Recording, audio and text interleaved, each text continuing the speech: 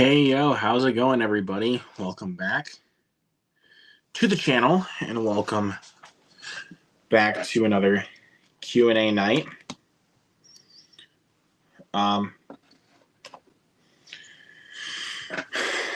Again, just doing this purely for the fact since I got nothing really much else to do tonight.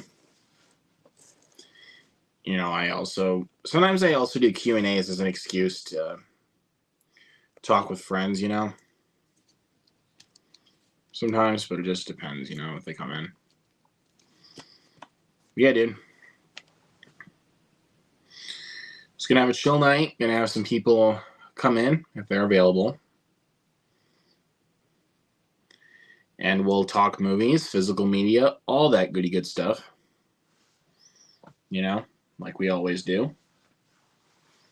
Always talking some movies, physical media, what we're watching. You know, that's usually the best of what I do here.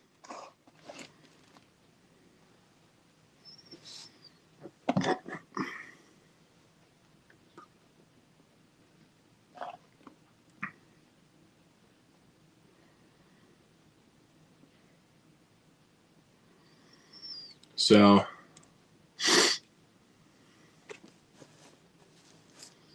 hope everybody's doing well here tonight. Let me know how you guys are doing down in the comments below. And something you may notice a little bit different about me. I got a haircut. So, yep, got a haircut and also my beard trimmed down. Because my stylist that cuts my hair decided to trim down my beard. So I'm like, you know what? I'll take it.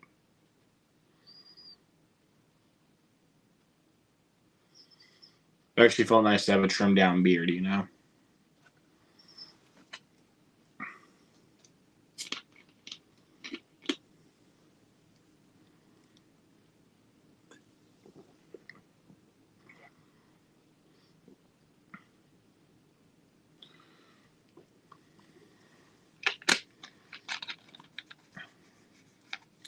And like I always do, of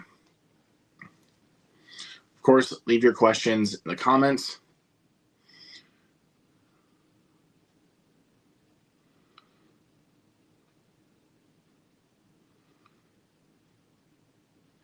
Yeah, I sent the link to my friends if they want to come in, you know, talk about movies, all that good stuff, you know.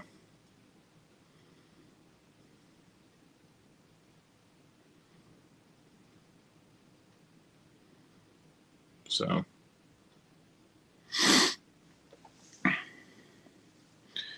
we shall see, my man. We shall see. The Oscars are still a couple weeks away, so we still have time to process that if it's going to happen or not.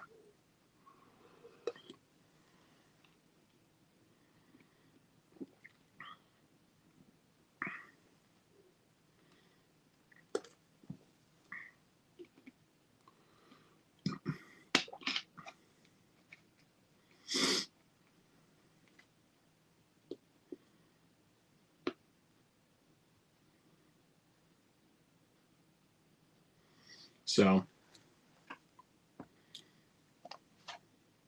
yeah, we'll find out. And I still have the two Best Picture nominees I haven't seen are Poor Things and The Zone of Interest. I actually just bought Poor Things digitally today, so I will be able to watch it. I think maybe after I log off tonight, or maybe, I don't know, tomorrow after I get done with work. I don't know. It just depends on what's going on for me. So, if nothing's happening, tomorrow after I get done with work, I will watch Poor Things. And then probably Friday I will buy on digital The Zone of Interest. So that way all that's done. I can relax, because I kind of feel like those are homework assignments for me. Are to watch the last two Best Picture nods I haven't seen yet, which, like I said, are Poor Things and The Zone of Interest.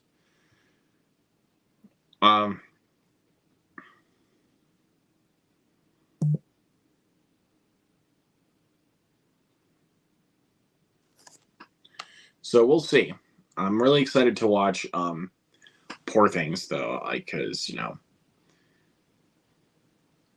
the thing I liked most about Poor Things is marketing. I'm at a loss for words today, guys. The thing I liked most about that film's marketing is that they barely show you like what the film is really about, which I think is actually a really interesting, and they don't really show you that much.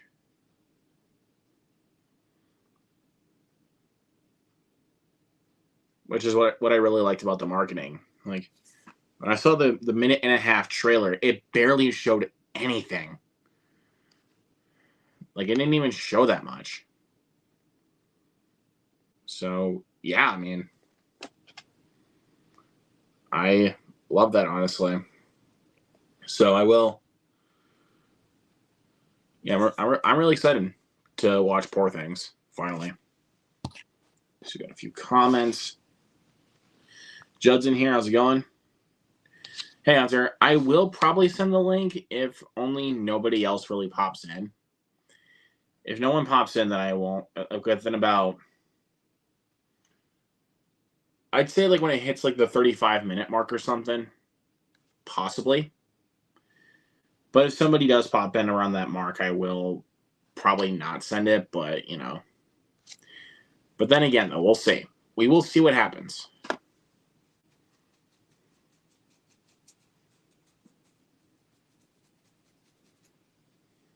So we'll see. Doing good, man. Yeah, I know.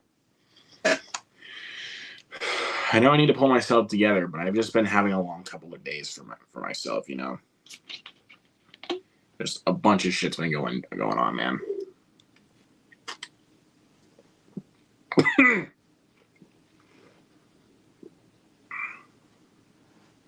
Sorry.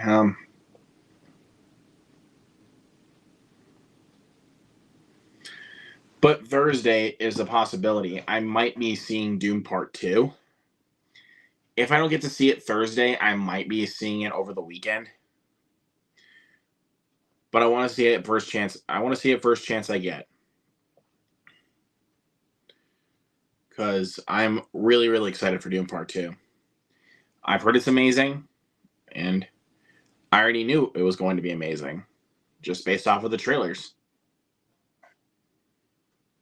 Well, also judging on how good the first film was, that I know that Part 2 is probably not just going to be phenomenal, but probably even better. But again, depends on what's going on, because the only showing for it on Thursday is at 7:20. And the movie's almost 3 hours long. So I don't know. We'll see. It's possible. It's a possibility. So I don't know. But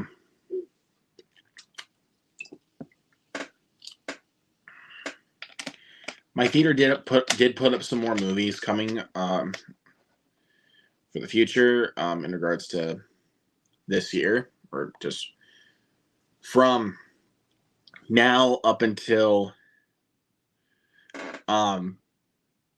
May 10th, which is my birthday.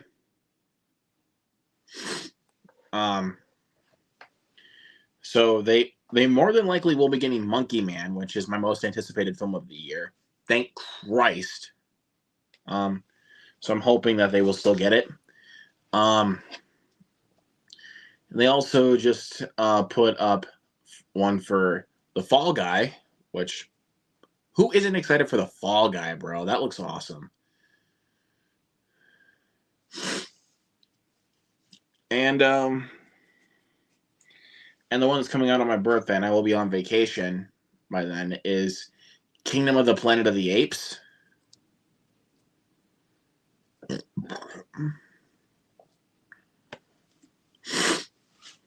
So we'll see. Yeah, I'm really excited to see what how Doom Part 2 is. Yeah, I know. 1 week away, dude. I'm really excited.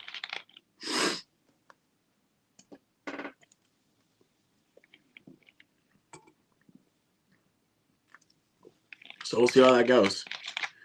Hoping it's good. MVP is in the building. What's up, viewer Drew? Possibly. No.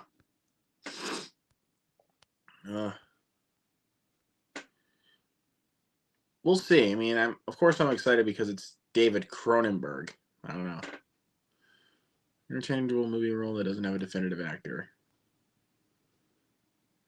It's a good question.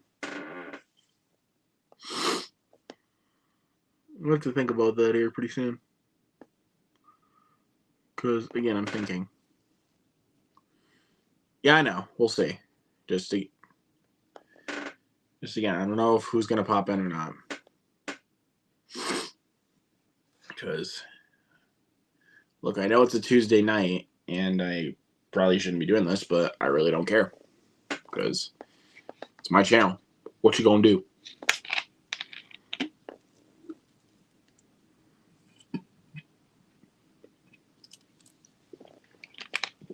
So, but I don't know what I want to watch tonight, to be honest. I still need to finish up my VHS binge. Yeah, I need to finish that up. So I think, hold on, let me look.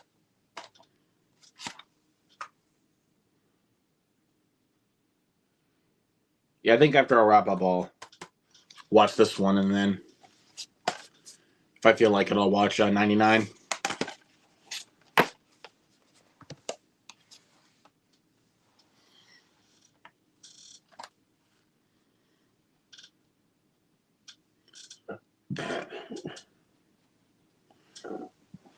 So we'll see.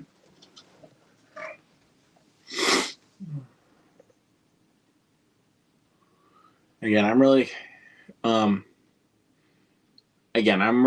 slacking when it comes to finishing that up.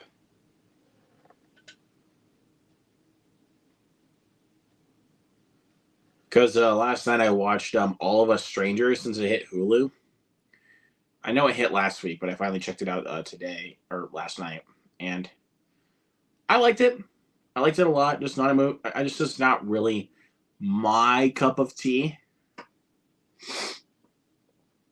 and not a movie I don't think I'll ever watch again. But I think it's a good movie.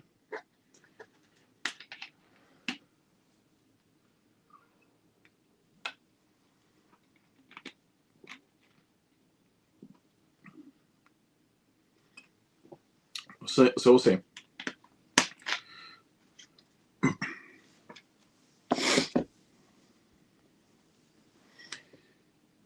We'll see. We'll see. And I don't know how I'll be able to watch it because I actually don't have Shudder. That's why I buy a lot of the Shudder movies physically, since I don't have Shudder. Some of them I do rent, but a lot of them I feel like if I want to watch them, I have to pay. I have to own. Like let's see, got a couple of them right here. The ones I would recommend for those types of movies: Deadstream and The Dark and the Wicked. Like, since I don't have Shudder, I bought these two so I could watch them, and I love them both. I think Deadstream honestly is very underrated in my opinion. I think it's a very good movie. But The Dark and the Wicked, dude. Oh yeah. Creepy. Creepy.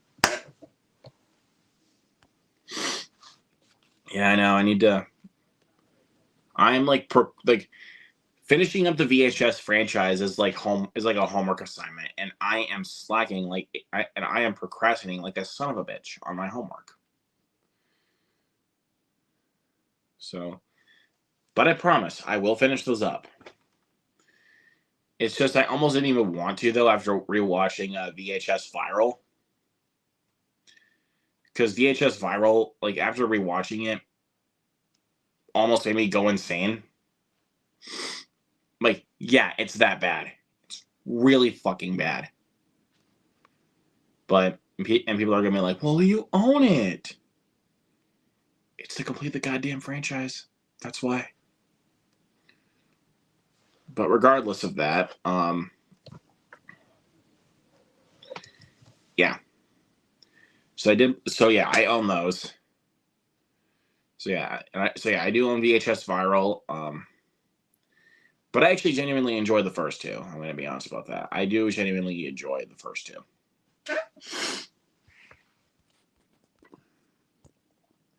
We'll see. I would definitely recommend watching the first two. But again, I haven't seen 94, I haven't seen 99, and 85. I haven't seen those two yet, so we'll see. What do you think? What do you think was better, VHS or Unfriended?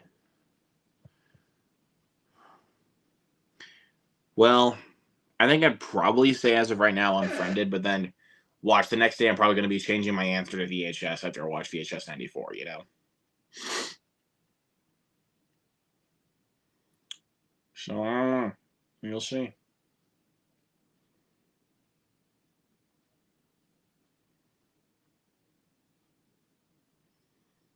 So yeah, I'll find out. I'll find out after I watch it on VHS 94. And then, like I said, we got VHS 99, and then VHS 85.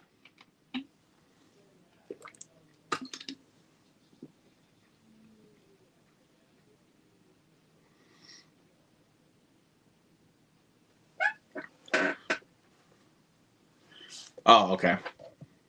Cool.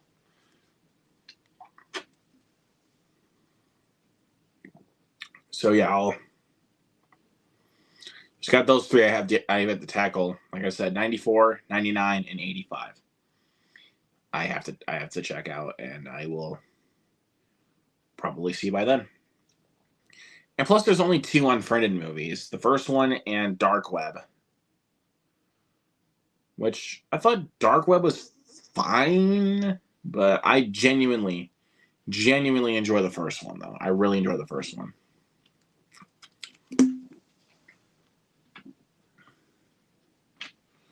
Sometimes I kind of do become a sucker for found footage films. But to be fair, though, they're not the best movies ever. Like, to be fair. I don't know. But I really enjoyed the first Unfriended, though. I just really want to rewatch Dark Web. Though I really do need to do that.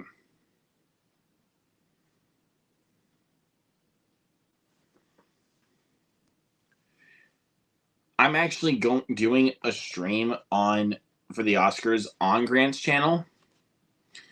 It's a Oscars watch party, so we're gonna be watching the Oscars and giving our reactions to each category. So that should be a lot of fun. Excuse me. But yeah, that should be interesting. So we will see where all that goes. Oh. Guy, stop burping.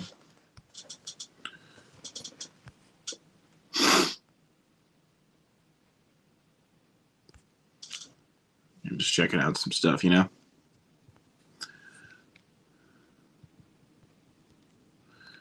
I'm gonna go on the DVD's release dates website because that's where I need to check for new movies coming out.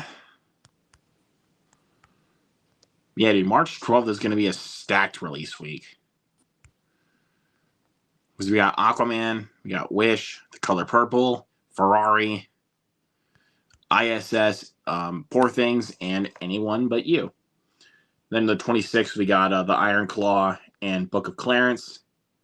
When Evil Lurks, which I already pre-ordered, the first season of Wednesday and Good Burger 2. So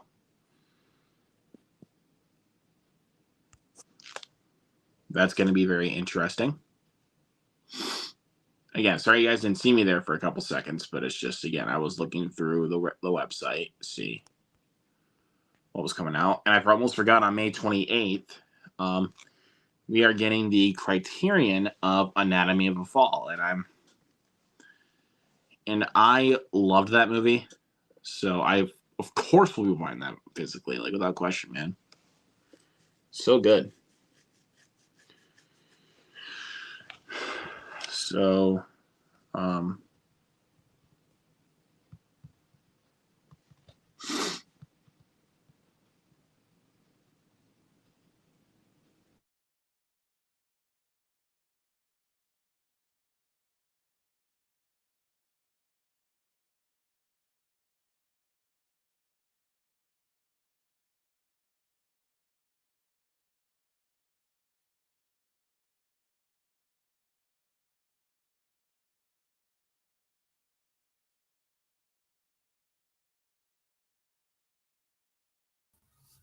holy shit, this dude's here. Hey, what's up, you asshole? No. I'm Fuck joking. you. Dude. I'm joking, dude. I knew you were joking anyway, man. But fuck are you, fuck are you, fuck are you, fuck are you. So how You want that for payback. So how you doing tonight? Doing okay. Just living the life, as they would say. Mm-hmm. But I can tell you that later, probably either tomorrow or over the weekend, if I get time, I will be checking out Poor Things. Yes. I just bought it digitally, and look, I know people are gonna be like, why'd you spend $20 when you could have waited to rent it? Whiny bitches. I don't want to rent it. I want to see it before the Oscars so I can fairly predict the categories. It's the same thing I'm gonna feel with Zone of Interest. Yeah. Which is probably why on Friday, more than likely, I will be buying the digital for Zone of Interest. Because I've already spent way too much money this month to a point where it's like, okay, I'm going to wait until March before I actually decide to watch it. Yeah.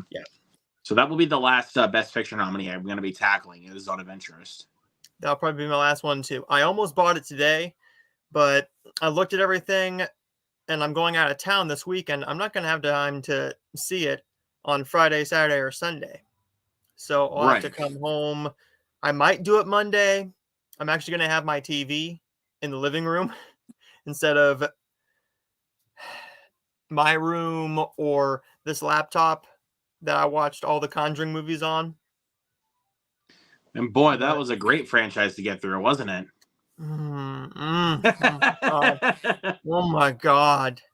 Now, what I will bring up here, all right? I will bring this up here and I will spoil it. Let me pull this up. I'll share it. All right, I'm getting the Conjuring. Now, this isn't a private list, so just so you know, I did not rewatch all the Annabelles because I couldn't do it, and probably for good measure. Yeah, there was. The only good one, the only two that I liked out of the Annabelle ones are Creation and Annabelle Comes Home. I liked those two, but the first one that was dreadful. All right, I'm gonna add this to the screen. Yep. And let's have a look. All right. So this is the ranking for all of them. And I'm glad to see The Nun 2 as low as it is. Huh? I'm glad to see The Nun 2 as low as it is. Yeah. The only reason that this one is lower is because I haven't seen it since I got it on DVD. And I got it from the library. Now, this one, I don't hate as much as other people did. I get it. It's definitely not a good movie, but I think that this one's worse. Curse of La Llorona is definitely worse. Also, the Nun movies are terrible. Both of them are. Now, what I didn't like about this first Nun here is it was way too slow for me. Way too slow. It wasn't scary. It wasn't creepy. It had a good atmospheric period piece feel to it. However, it just wasn't scary. With the second one, I thought there was a couple more effective scares, if that makes any sense. But I'll tell you this: there's one good scene in the film that involves a child getting killed by the nun, and it's actually gore. Like that's the only time you even see gore out of that entire movie. And I'm not gonna lie, I completely forgot about that one scene. I forgot everybody said it because I said to myself I wasn't going to watch any of the Conjuring movies. They aren't my type of thing. I was too much of a wuss to watch them, is what it was. And now but look also, at you. Yeah. Now I watched them all, everything in the franchise. And since I ranks things on my podcast with my co-host, his wife picked Jurassic Park and then The Conjuring. So this Friday, after I watch Spaceman and a screener, I'll be getting then. I don't know if I'm able to talk about it on a stream or anything, but I would just say this: it's a Netflix movie with Millie Bobby Brown. That's all I'm gonna say. I know what it is now, but still, yeah. I'm not gonna say it. I will have a screener for that one coming on Monday. Which the sad thing was they invited me to a screening in Los Angeles, so I could have had a +1 come with me. I emailed them, and they said, "Hey, do you want to come to this screening if you're based around Los Angeles?" And I went, "I would, but I'm not available." I read it a little bit closer after I answered it, and it said, "You and a guest can come and see this for free," and I think I would have got like my name on a list or something. I'm not quite sure how that would work, but that was really cool to even get invited to something like that. Right. But, yeah. Like without question. But back to the Conjuring movies. I watched the first one first thing in the morning. I figured it was the best thing to watch 1, 2, and 3 back to back to back. Just get those out of the way and do the Nun movies this morning since I have time off from work. I watched the first one. I didn't love it like everybody else did. I thought it was a little bit too slow for my liking anyways. What I really didn't like is it took a while to get to the possession, if that makes any sense. And I got about 52 minutes in, and I thought I should be about an hour and a half in. It started to drag too much for me as a person who's not a major fan of the franchise. But 2 is the one I've seen the most from. Like, I've seen the CinemaSins on it, so I knew most of the big scares. But one thing I was not expecting was the one scene that did kind of freak me out a little bit. I got a good jump scare from the "my house" scene. That old man. You actually want to know a funny story about that scene? Of course. There's that scene. I want to talk about. I want to shout out Cody Leach for that one because he's a really cool dude. So he saw that one in theaters. It was the scene when the little girl's at home, and she sees the reflection of the old man in the chair in the TV, and then he's next to her. My house. And so then he sees a black guy running all the way down the stairs out of the theater, and then he never comes back. Seriously, he's like, my house. And then he goes, pew! It shoots out like the building was on fire. I will say this. Hey. Howdy. Mike, did you hear what I said? No, what's that? So I was telling the story about The Conjuring 2 with Cody Leach's theater experience on that movie.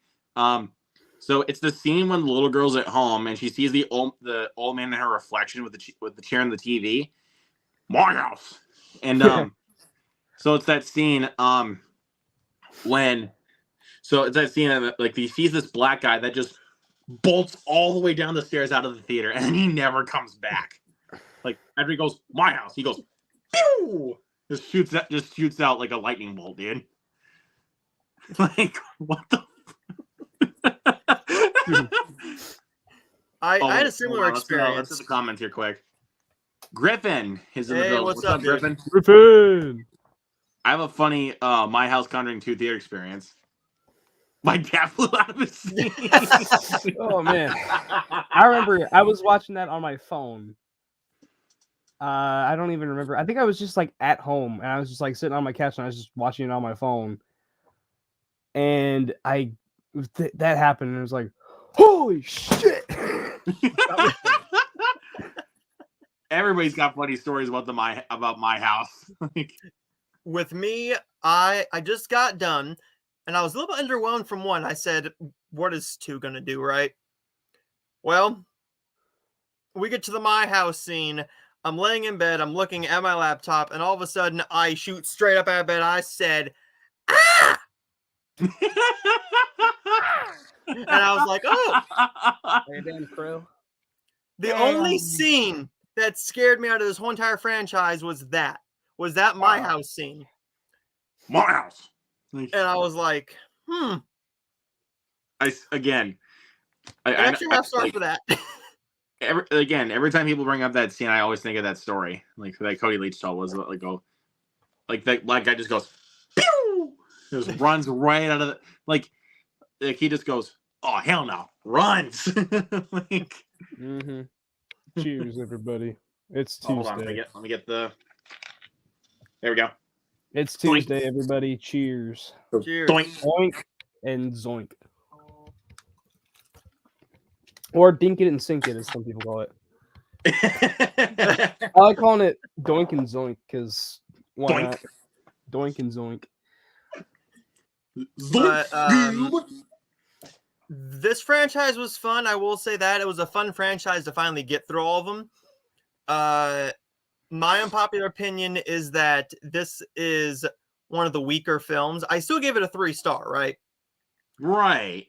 But the issue is it got way too slow. It didn't really feel like a Conjuring movie.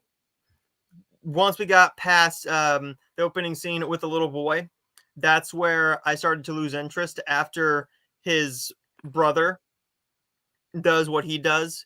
No spoilers, but after that, we get to the trial, we get to the other scenes, and after the little boy scene, I was just completely done with the movie. I thought you should have had it be about the boy and maybe about that case. Instead, it was about his brother's case, what happens with that. The Warrens weren't really in it a ton enough for me to really get sucked into their story like I did with their marriage in Conjuring 2. Mm-hmm. And that was the weakest Conjuring, but by far the one that surprised me the most. Everybody hates on Annabelle Comes Home. I don't get it. I like it. I want more of that. I think it's the wedding dress. I think it's like the wedding dress that possesses the person who wears it and they go around killing people, I think. That might be what it is. Yeah. Maybe. I think that might be it. But Annabelle Creation was one I know everybody loved. Everybody enjoys it. Everybody says it's the best Annabelle movie. But by far my favorite in this franchise is The Conjuring 2. Honestly, agreed. I love Conjuring 2. I mean, I kind of love the first 2 Conjuring films about equally. Like, I think they're both great. I'd say I like the second one just like a hair bit more than the first one because I think that the first one is a little bit more effective, but I honestly thought that the story of the second one was just a little bit more interesting. Like the second one's story was a little bit more intriguing, but there was more effective scares in the first one, in my opinion. Yeah. Although obviously Conjuring we know 2 the story, most iconic scare in the movie because it's given on the Blu-ray cover. Yeah. The collapse. Although the I will collapse say scares me. Conjuring 2, I will say Conjuring 2 is probably like the least factual of the 3 because the Warrens had like nothing to do with that actual case. Mm-hmm. But yeah, but I think it's because of how successful the first one was. They wanted to bring them back for this one. yeah. But I mean, there's plenty of other stories that they could have told, but still, I think it's a great one. Yeah. And also the Elvis Presley scene was amazing. That was sweet. Since we're talking about Conjuring, looking below Annabelle Creation and Comes Home for the 2 Nun movies. aka God. the worst ones in the franchise. Mm-hmm. I'm just gonna come out here and say this, that The Nun is my least favorite Conjuring movie. I think it is Yeah, the horrible first in one, every the first single way. There's barely anything redeemable about it, in my opinion. Except for the makeup. I'll give on it her. slight credit for this. There's some decent production design, but that's still not enough though, because the rest of the film is so boring. And also the fact that the scares are so damn obvious. Mm-hmm. Like, it's even the same with The Nun too. Like, the scares are so incredibly obvious. And Mike knows that I saw The Nun 2 in the theater. I'm sorry. Yeah, you should have had your prayers up for me when I was going in. Yeah, Because, well, not even your prayers would have done anything for me. I swear to God. Yeah, August and September seemed to be a really bad couple of months for movies because you had The Meg 2, you had The Nun 2, and you had Expendables. Yeah. All within 2 But at months. least we had some good ones though within those 2 months. I mean, we had Ninja Turtles, we had Blue Beetle, Gran Turismo, Equalizer, The Creator, Saw X, and Haunting in Venice. Can't forget about Haunting in Venice. Yeah, Haunting in Venice was a nice little surprise. But I didn't get to see this one in August, but it did come out in August, so I'm going to count it. The Last Voyage of the Demeter.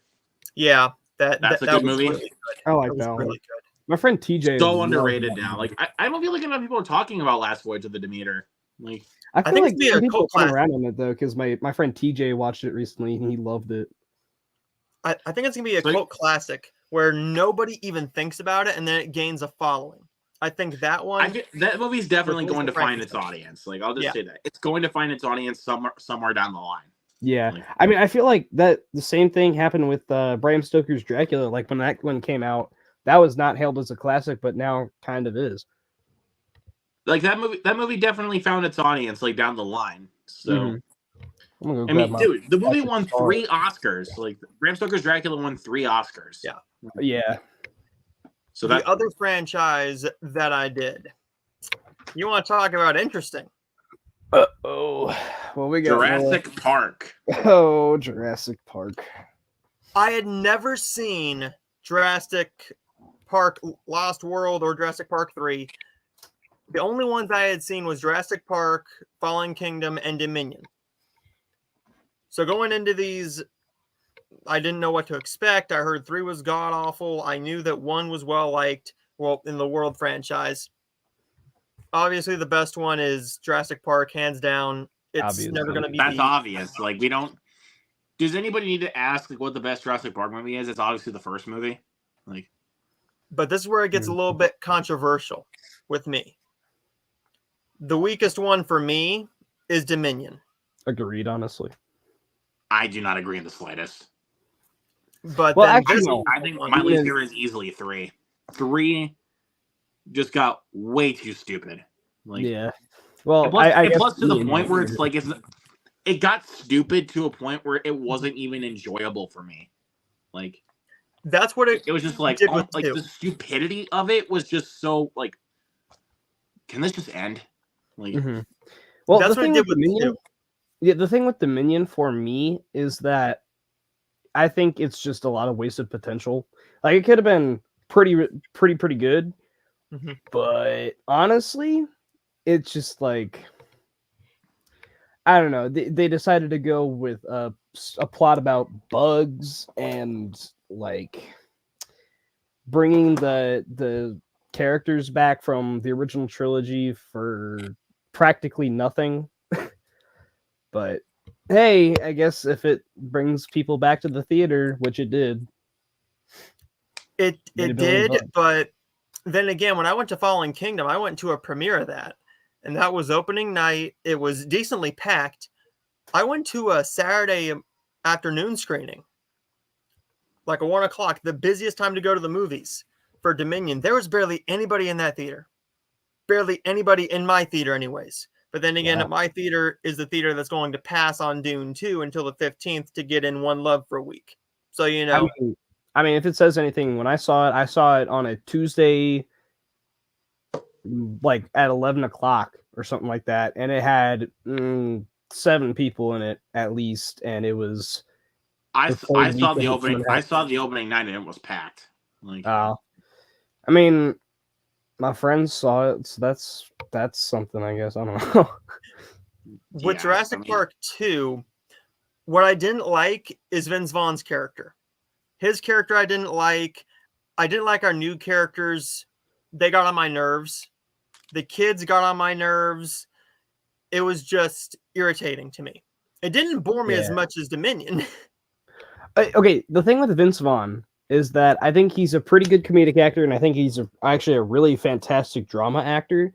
Mhm. But he can't find that in between where it's like The Lost World. He could not find that in between. And also Psycho, his version of Psycho, he's not good in it. Or his that's version obvious of, though, because it's like him playing as Norman Bates is just one of the is. Zach Goller put this perfectly. It's one of the worst casting choices of all time because it does not fit Vince Vaughn at all.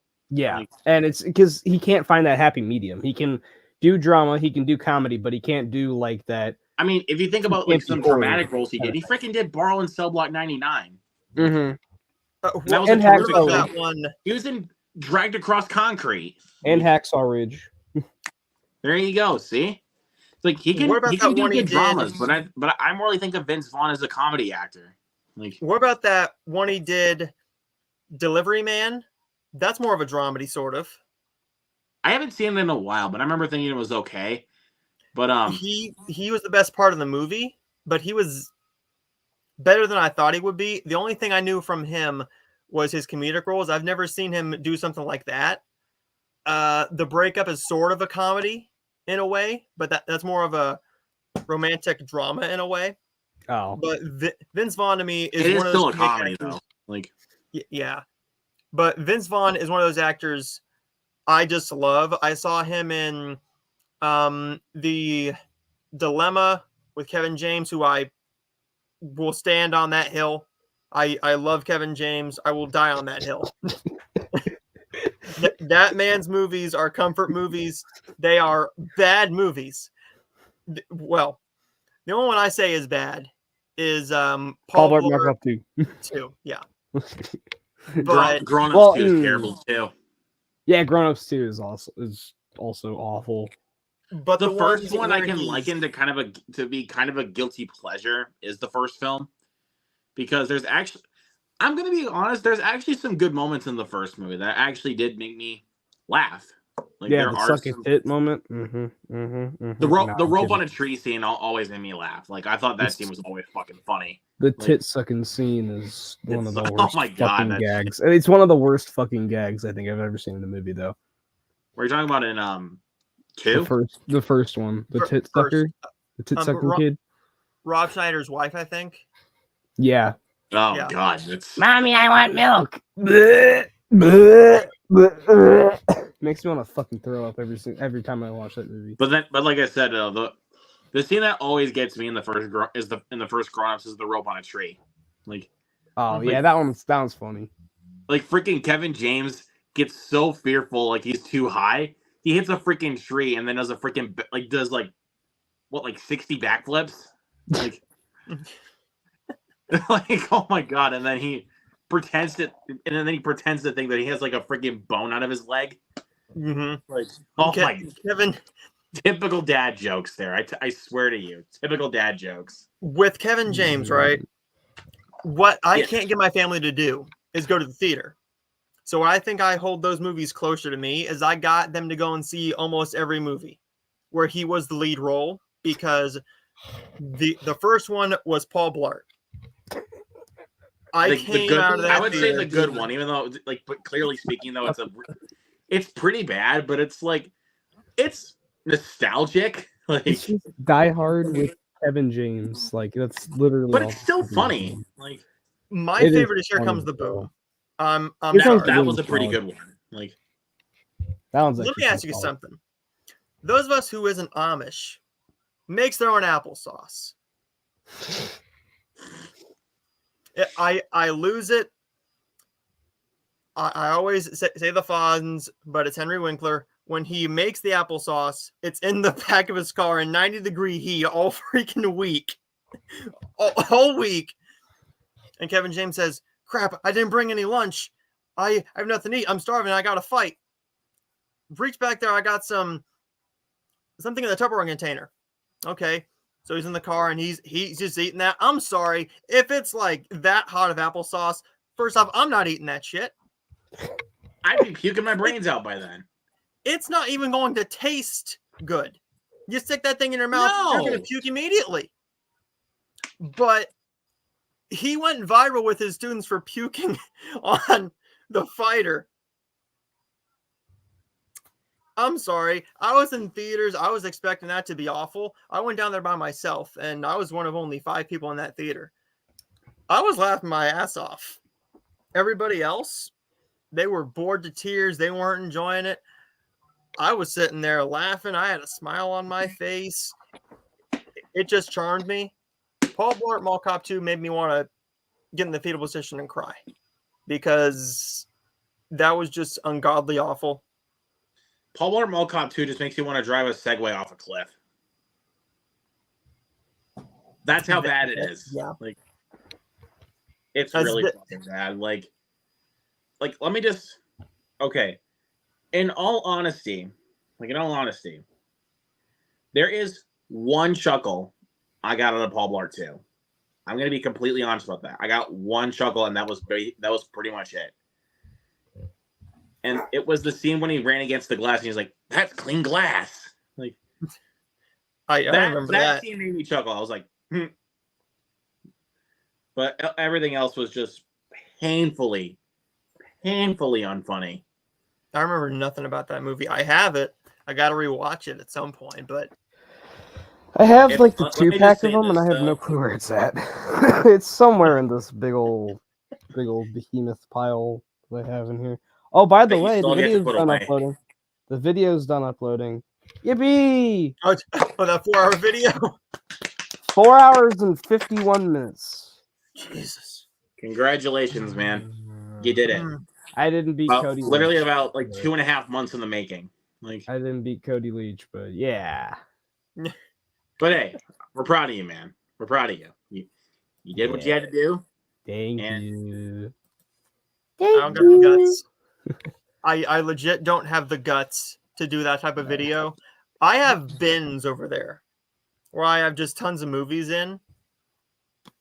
There's no way I could. Let me just say this really quick. I'm gonna be doing my haul video maybe tomorrow, because I don't know if I forgot. I'm getting my Mission Impossible Steelbooks on a Thursday, so might just do 1 through 6. Oh yeah. Oh, is that the newest ones that came out? So, oh, nice. The ones that were released before Dead Reckoning was. Nice. They still had those available on the Best Buy website, so I was like, you know what? I'll get those. Fuck you, Fly. Get off my wall. And oh, cool. Again, I know I spend too much money, but again, who cares? It's my collection. I did also recently just order the 2 Ace Ventura films in a double pack. Great ones. Got the. Hey, Mike. Do not go in there. I was like, do not go in there. Woo! Like, I think it's that would be another good one to use for after a bad movie. It's like you watch and it's like, and people are gonna go in and you just be like, do not go in there. Do not go in there. Woo! That's what I should have said after walking out of the Madam Web screening. Even though I only had, I literally only had like no, what? Even better, people. Honestly, even better. That's what I should have said after watching Exorcist Believer in the theater. After I walked out of that, I was so angry. Like, I was so angry to a point where I just wanted to be like, if people were going to come in, I would have been like, do not go in there. Woo! Just go right the fuck home. Like Now, dude, even What go else? like or just go support Saw X for crying out loud. mhm. Yeah, Like, just go across the hallway. wait a what? few weeks. Go and see Five Nights at Freddy's. Mm-hmm. Or hell, even the couple weeks, go watch Killers of the Flower Moon. I don't give a shit if it's 3.5 hours. Go support Yeah. that shit. Or wait 6 months and watch Dune Part 2. Or Mm. wait for another month. Watch Thanksgiving. Like, Yeah. Well, Or wait That until came you out get in to what, see this guy on October? the big screen. what? Okay. Exorcist Believer came out in October, right? Yeah. Yeah. I think Teenage Mutant Ninja Turtles might have been still playing at the Cinemark, about a half hour away. Nice. So I mean, if it But was me, Well, I would go see that. actually even better. Like if Gran Turismo was actually still playing in some theaters by the time Believer came out, I'd be like, go watch Gran Turismo instead, people. Like, Yeah. That's where working in a movie theater would get me in trouble. If I knew it was an awful movie, they'd ask for it. I'd be like, "Are you sure? Are you Oh, did you really get sure?" your Did you get your extra shit steelbook or no? me? Yeah. It's in the stack, dude. Oh, gotcha. Okay. Yeah, I didn't know if you said that. And I did. And when I did go to Last Stop on Tuesday, last Tuesday I should clarify, they did take it. So, and I was like, oh, nice. Thank you, God, you love me again. Like, but also, funnily enough, when I bought Priscilla, I had forgotten that I actually pre-ordered it. So when I got the copy that I pre-ordered, I sold it. So and they were able, and they took it. So I was like again, when I have so much work going on, like during my days of work, I forget that kind of shit sometimes. Like, Yeah. I only got one movie this week. I might go back and buy another. But I went to Walmart last night and I was like, I wonder if it's out. I went to work on Sunday, and usually my Walmart's very, very early. They put something out maybe a couple days beforehand. I went, is Wonka out? So I look, they have the spots for it. To tell you, I was a little bit angered that it wasn't out. Was an understatement. It was my favorite movie of the entire year of 2023. It just made I mean, me it's a great movie, so I don't blame you, dude. It just gave me so much joy. When that movie was announced, everybody went, really? Another Wonka movie? Timothy Chalamet? But when I saw that it was, here's the thing though. When I saw it was Paul King, I was like, oh, he's gonna make a good one, dude. Mm-hmm. All I needed to know was Paul King, but all I needed to know was Timothy Chalamet. Take a look at that. Take a look at that shit. That's all I needed. Yes. All I needed was him. I bought the 4K for Wonka. Did you get the Steelbook or just the 4K? Just the 4K, unfortunately. I mean, I love the slipcover though. Don't get me wrong. I love that slipcover for Wonka. I wish it was the Steelbook though, but because I don't know. It just has the 4K and nothing else in it. Yeah. But then again, I'm that kind of person. I just buy the 4K. Like, yeah. So I think I've only done that like twice, and they're for Paramount movies, which I refuse to do for Warner Bros. Because I think it's bullshit that they're starting to do that. What were the ones you bought from Paramount that just had the 4K? Rise of the Beasts and Lost City, I believe. Oh yeah. Oh yeah, you did buy Lost City. I forgot about that. Yeah, that was last Black Friday. Well, 2022. I don't think it was even on sale by that point. Like when you bought it. No, it was. It was $10. Oh. Sonic 2 wasn't on sale, and of course, like 2 days later, that's when the Black Friday shipping shit came out. Yeah, but I'm just gonna show you these quick. Just got all of these. I'm about to fall fucking asleep. Yeah. Don't do that on me, Patrick. You son of a bitch. Mm. I thought I was gonna have to play a sound effect to wake you up or something. If he fell asleep, the fuck up. We're the kind of people. Oh no, the Oh. what the fuck? I think that'll wake you up. We are the kind of people. If you fell asleep on here, if it was my stream, I would just leave you on all night long. I would leave the stream on. Just I to be wouldn't the- blame you for that. So yeah, this is my haul for today. So we got on 4K, Baby Driver Yeah. with a slipcover at that. So Top 5 movies of all time for me. I think it's for me my third favorite Edgar Wright movie. But don't get me wrong though, I still love Baby Driver. It's just Hold on. there are a couple other ones that I prefer to watch. Luke, you gotta play this sound effect to wake me up. Wake the fuck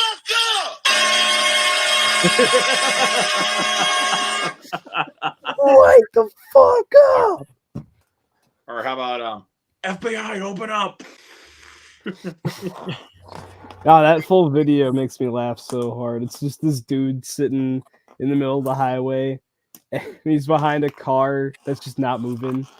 And he's like, well, somebody didn't drink their coffee this morning. Wake the fuck up! Like somebody just falling asleep. Yeah. Just falling asleep in their car, and I'm like, Mitch, wake up. Yeah. So, yeah, but okay, so next up, I did buy Next Goal Wins. My Walmart did have this, so I picked it up. Good movie right there. Good movie. And then to complete the franchise, and this was obviously pre-ordered, I did buy VHS 85. That's And what now- I'm thinking. Hold on. God damn it, it's all the way at the bottom. Hold on.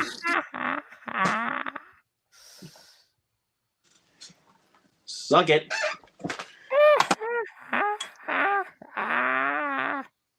There they all are. Ooh, you got VHS viral. Yeah. This is only for the collection. Just only for the collection. I don't know if I can do those movies, man. I don't know if I could. Yeah, just don't But I watch think it after we're done here, I'm probably gonna pop in 94. Good one. Check it out, It's- and And you if can I tell feel that- like it, yeah, but- I'm just saying, if I feel like it, I probably will pop in 99 then. After I'm done. that if you finally fucking watch 94, then you can hail Ratmo with me and Grant. So we'll And see. if you get to watch 85, you get to watch my favorite horror short film of all time. But yeah. That's a Dream Killer, right? Mm-hmm. The Scott greatest horror Derrickson. short film ever. And also David Bruckner's directed one of the shorts too. So I'm like, yeah, Mhm. yeah, hell yeah, I'm in. Yeah. 'Cause I love David Bruckner. I believe he did the opening short. Yeah. Which I can't wait to see what it is. Let me look it for one for. None of the directors for 94 ring a bell. Mm. I'm gonna be honest, but for 99, I saw one of them was Johannes Roberts, What's that mean? the guy that did Strangers Pray at Night, for the two 47 meters down movies, Oh yeah. and The Other Side of the Door. I don't know what that one is. Oh, Well, good. I remember that one. Oh Jesus. That was bad. But okay, let's take on one of my favorites from 2023. That being Dream Scenario, baby. Yeah. Fucking love this movie. I want to rent that one, but I haven't yet. I think it's coming Hey, to Noah. Mm. You want it? Yes. I'll give that one to you. I'll Mhm. PayPal you $5 or Venmo you. I actually don't have that kind of stuff, so you're welcome. I'll take it. I'm kidding. I can give you my one for Next Goal Wins if you want it. Like, Me? yeah. It's on Hulu. You don't have to worry about it. I'm trying to be a good friend, bro. I know, but you don't gotta worry about it. You can keep it, man. Okay. Well, Thanks for the offer. you want one of my spares for Ballad of Songbirds and Snakes? I Yeah. give you one of those. Yeah, I'll take that. It ain't on any streaming services, so yeah. Mm-mm. I have to open up my my other 4K copy, and then I'll probably give it to you. Because my the slipcover copy I have not opened yet. So, and all right. Hi Grant. Migration. Oh, that pissed me off so bad. I was so pissed off this morning. Well, this one wasn't there. That was there, but I didn't want to pay $20 for it. So what I thought I would do is I would buy it or rent it, right? On Tuesdays, everything goes to $5.99 if it comes out to Blu-ray. Well, it's That's still not the only case really with Universal though. Yeah, I forgot about that. I was so angry. I went, really? That's the movie I almost. I think it's going to be on Peacock here pretty soon. So yeah, soon. Or obviously because it's Illumination, it's going to go to Netflix. Like, because Mario Brothers went to Netflix, and that's by Illumination. So I don't give a crap what people say. Oh, it's just a side Illumination. Illumination did it, so it counts. Okay, I wanted to get that off my chest because some people say that Mario Brothers doesn't count as an Illumination film. Well, it counts, motherfuckers. By the way, Johannes Roberts' short in '99 is like probably like the second best short in that the franchise. Oh no, in that movie. Oh, okay. Yeah, you probably heard about it, but it's like the Buried-esque one. I'll check that out. But obviously I'm going to when I watch 99. So, this movie right here, Migration. This movie just hit me at the right time, like because I wasn't really having the best day at work. I get done. I was like, I could just go home. Like I was even thinking to myself, even after I got done, I was like, I could just go home. But I was like, fuck it, I'll go see it, see what I think. So I go to see this, and I thoroughly enjoyed it. I don't give a shit what people say. I thought it was a lot of fun. I'm looking forward to seeing it. That movie, I almost went to theaters 3 times to see it, but something came up. I'm guessing somebody hacked into your phone to be like, bro, don't see Migration. Like, well, first I had to go to work. Then my family was going to go and see it. They both fell asleep. And I went, I don't really want to see it by myself. So I want to know what. It's really boring. Like it's not boring. Like the movie like moves like quick like a freaking bullet, dude. That's only what, like it moves quick. 82 minutes? I think it's 82 minutes, dude. It moves quick. Like even like I watched it in the theater and I was like, damn, dude, that went by fast. I'm looking forward to seeing it once it comes on Peacock or Netflix, hopefully in April. Hopefully. Yeah, and I was hoping to honestly get the 4K for this movie because I know the 4K for this would look phenomenal. Mm-hmm. But unfortunately, they only had the Blu-ray, which I'm okay with because I still really enjoyed this movie. I thought it was funny. I remember when Grant called me when he was watching Jungle Bunch, because he was the only person in the theater, so he could call, so he called me. Yeah. He made me watch about 20 minutes of that movie, and you honestly want to know what I wanted to say to him after he showed me that? Why the fuck is he wasting his money? Yeah. Yeah. Me too. Hold on one sec.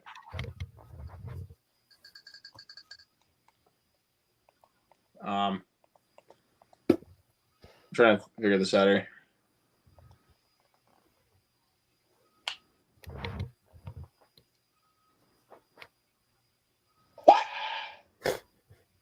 Yeah. It's his job, bro, so relax. It's not his job. He doesn't make money out of it. Don't judge. Brother. That's just gonna come freaking yelling in at you, dude. I swear to God. Probably. But what I wanted to say to him after he showed me that, I was like, bro, if you thought Migration was irritating, you owe that movie an apology. I swear to you, man. Like, sure, there might be a couple moments in Migration that are very irritating, but you got to give it credit for at least moving at a fast pace. Like, the movie doesn't stop. So, hey, is this the Krusty Krab? No, this is Patrick. Pat. Hey, are you Patrick? No, this is the Krusty Krab. Patrick, the Krusty Krab is the name of the restaurant. No, this is Patrick. Dumbass. Oh, come on. It's about you misplaced the quote. Fish paste. Yes, yes. Thank you. My favorite is firmly grasp it in your hand. Firmly grasp it. Firmly grasp it. Firmly grasp it.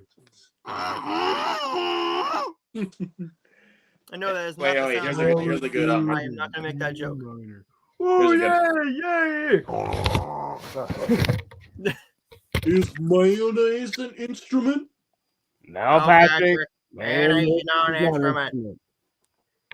Horseradish is not an instrument either. Whoever's the owner of the white sedan, you left your lights on.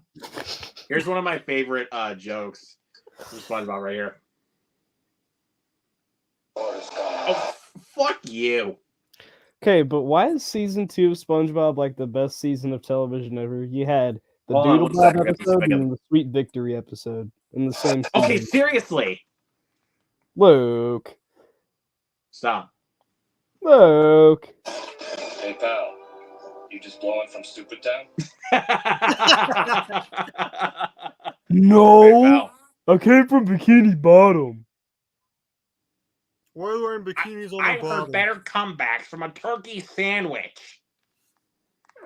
What? How about this one? Shut your mouth, you mediocre clarinet player. I was trying to find the SpongeBob roast compilation because some of those roasts are the funniest ever. Like, I swear to you, man, like those are really, really freaking funny.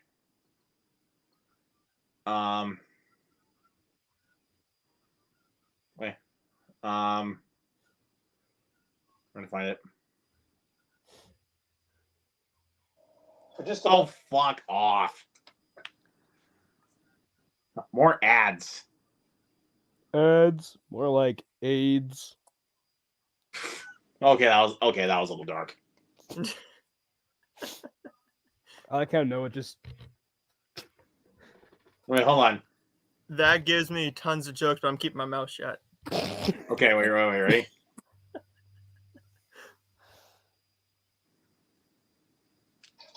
Gee, Squidward, maybe Santa will bring me a dictionary so I can understand what you just said. Gee, Squidward, maybe Santa will give me his dick. Mr. Krabs, you shouldn't talk about Squidward like that. Oh! Take that pile of filth out with you. You shouldn't talk about Squidward like that. Are you feeling it now, Mr. Krabs? Are you feeling it now, Mr. Krabs? No. How about this one? I'm just waiting. Who cares about a stupid star? Gee, Patrick, it seems like you would care a lot about stupid stars, considering you are one. Oh, Patrick, you didn't hear that. You didn't hear that because I have my headphones on. Boom. Chick, boom on them hoes. Shut your mouth, you mediocre clarinet player. Mediocre? Mediocre? Wait. your son smells like boogers. That the whole thing is great. Wait. Fatty, that's what it is. Wait, one more. Someone ought to put you in a mental hospital. Someone should put you in a box floating down the river, Grandma. Someone should put you in a box flowing down the river, Grandma. Okay. Okay, I have a funny story about this guy. So at Universal, since we were at the City Walk, I don't know if you guys have seen like at the City Walk the Chocolate Emporium or whatever that's called. Mhm. So I went to go get some candy there. There was like $20 for like 6 little. Okay, so it was like macaroons or whatever. It was like $20 for 6 of them, and they were like that big. So it wasn't a great deal, but they were delicious as fuck. Anyway, so I get them, and then I'm going to like take a picture of something like that, and my mom's holding Patrick, and as I'm recording this video, it wasn't a picture. I was recording a little video. It was like recording all of these like goofy like equipment things that they used for making chocolate, I guess. And she's holding this guy, and she says right as I start the video, "Nipples McGee." Oh yeah. Yep. Oh, fucking A. This fucker, not even joking, has 19 nipples on him. If you count these Hold on, little, really these quick. little Hold on, listen. red things on here. All right, ready? Hold on. I want to pull up this video. Wait. Nectar preserver. How long can she stay like that? I don't know. Sandy's a girl? I just love the oh. The first 3 seasons of SpongeBob are just great. Nipples McGee. Did you hear that? When you sent that in the group chat, I was like, why is he saying Nipples McGee? Nipples McGee. Now that you're making me think of when you said Nipples McGee, that made me think of one of the names that Grant gave Austin, who apparently loves Blood and Honey and hates Thanksgiving, said like he likes to call him Chuckle Fucks McGee. AKA greatest name ever. Like and also for 2022 he put the Northman on his worst list. I mean, it's not for everybody, but okay. But like Not the worst. but of he the year. also hates the menu. Yeah. Like like Austin pretended to like that movie just so he can fuck with Grant on that one, and I'm like, bitch, don't do that. Don't do that. To I my don't boy. even know who that guy is.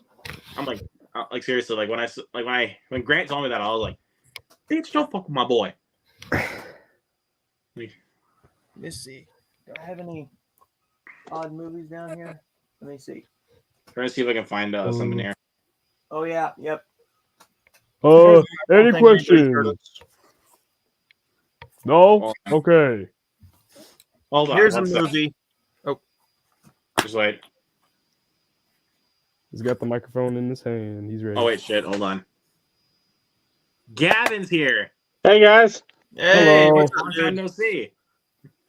Hi, Oh Gavin. man, it's been a lot. We're currently going through a lot of house renovations, so Oh, gotcha. But that's Like, why I haven't hold been on, able real to quick, join. I But got you know, something I here want- now.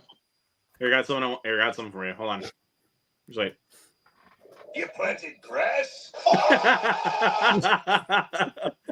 What army? Look around, you crabs. Hi, Gavin. Personalized hello from Patrick Starr. That needs to be Wait, something. listen. What do you think Your this is? first. I think it's time for you to lose some weight, Fatty. That's what it is. I think it's time for you to lose some weight, fatty. That's what it is. SpongeBob has to be on everybody's top 5 favorite animated shows ever. Probably. If it's Well, not- at least with like the earlier seasons. Like, The Mhm. first 3 seasons. like First the 3 or 4, yeah. I want to. Okay, let's go around the room here for a second. Favorite SpongeBob episode. but I'm okay. I'm gonna go first, and I'll name one of my favorite. Like, how's this? Name your favorite episode of SpongeBob, and your favorite scene from that episode that you remember. Let's go with that. I'll go with the Fry Cook games. Mhm. I love that. I love that episode. Fingernails, fingernails, fingernails. You don't even have fingernails. I cannot believe what I am hearing. How can you hear it? You don't have ears either. Oh! All right, Gavin, what about you, man? So this might be a little weird. I have not watched a single episode of SpongeBob ever. Oh, shit. I know. I'll have to. And Noah just left. You You made Noah leave. I know. I haven't. I don't know why. I've never watched it before. Wow. You were kicked out of this group. Our friendship is over. Exiled. Well, then- I guess Noah will go to you. Okay. Well, first off, I guess this means that we're gonna have to do a watch along for the SpongeBob movie. Yes. as- yes, to kind of homework. get him into SpongeBob. But my favorite has always been Krusty Towers. Krusty Towers. Krusty Towers. The scene that always sticks on my mind. I believe that's the episode where Squidward has to peel the bun off of a Krabby Patty for Patrick. That just made me laugh so hard. And we shall never deny a guest even the most ridiculous request. Mike, Oh, what man. about you? Okay, first off, I'd like to say it's kind of a tie because two of the And greatest that's fine, episodes. man. I mean, in the there's a lot show- of great episodes. Yeah, Like, two of the greatest episodes of the entire show, like hands down, are in season 2, and those are Sweet Victory and whatever the Doodle Bob episode's called. I don't remember what that one's called, but Sweet Victory, obviously, the Sweet Victory payoff is like the oh best my part god, of the dude! season. If that was actually the end of SpongeBob, I actually would not be like mad about that because that was like a perfect ending. Also, greatest Super Bowl halftime show ever was Sweet Victory playing for the first time at the Super Bowl. Yep. That's just amazing. But Yeah. also, I want to mention another episode that I absolutely love, from SpongeBob that always tends to, like it never fails to hit my funny bone. I mean, there's quite a few episodes that manage to do that, but there's one that always sticks out to me. It was one of the first big episodes, which is Rip's Pants. Yeah. And my favorite scene was when he was imitating Squidward, like, "Hey Sandy, who am I? Hey, hello SpongeBob. Could you keep it down? I'm trying to be boring." There's two that come to mind that always make me laugh. The snowball effect. That's The snowball effect genius. when they get that snowstorm. And Patrick, they're having a snowball fight, and I think SpongeBob is shooting the snowballs out of his holes. Not like Oh. that. But- Uh-oh. Ruh-roh, And Reggie. he's where'd he go? Uh-oh. Ruh-roh, Reggie. But- What else? Are you pointing out the one where Sandy went into hibernation? No. Dude, because yeah. that has my favorite like pieces of dialogue ever. Like, which is all right, Pinhead, your time is up. Or you call him Pinhead? Yes. But wait, here's another. I think for the rest of the stream, we're probably going to be spinning out SpongeBob quotes. Like, But I didn't get to give my second one yet. just a second, I want to spat out one from the movie. Ooh. Okay. Come on, this is just one. Quote. I'm kidding. I'm Oh, kidding. where am I, Crazy Town? You are to wait in the carriage until the execution is done. Dude, like when I heard that, I was like, did I just hear what I think I heard? Like, that's pretty dark for a kid's movie, dude. Mhm. But that was like the prime of SpongeBob, like dark jokes. Like, so, all right, Mike, go ahead. All right. Sorry. Probably my favorite SpongeBob episode though is Doodle Bob, whatever the one that's called. I Oh don't my remember. God, with Doodle Bob. Yoing, yoing, yoing, yoing, yoing. Hey. And then Mr. Lawrence at the end when he finally gets his pencil back. Yeah. It's like my pencil. Yep. Um, But my all-time. there he is. He's back. He's back. I don't know what the hell happened. There you go. Yeah, my phone crashed, so I don't know. I was like, what the hell just happened?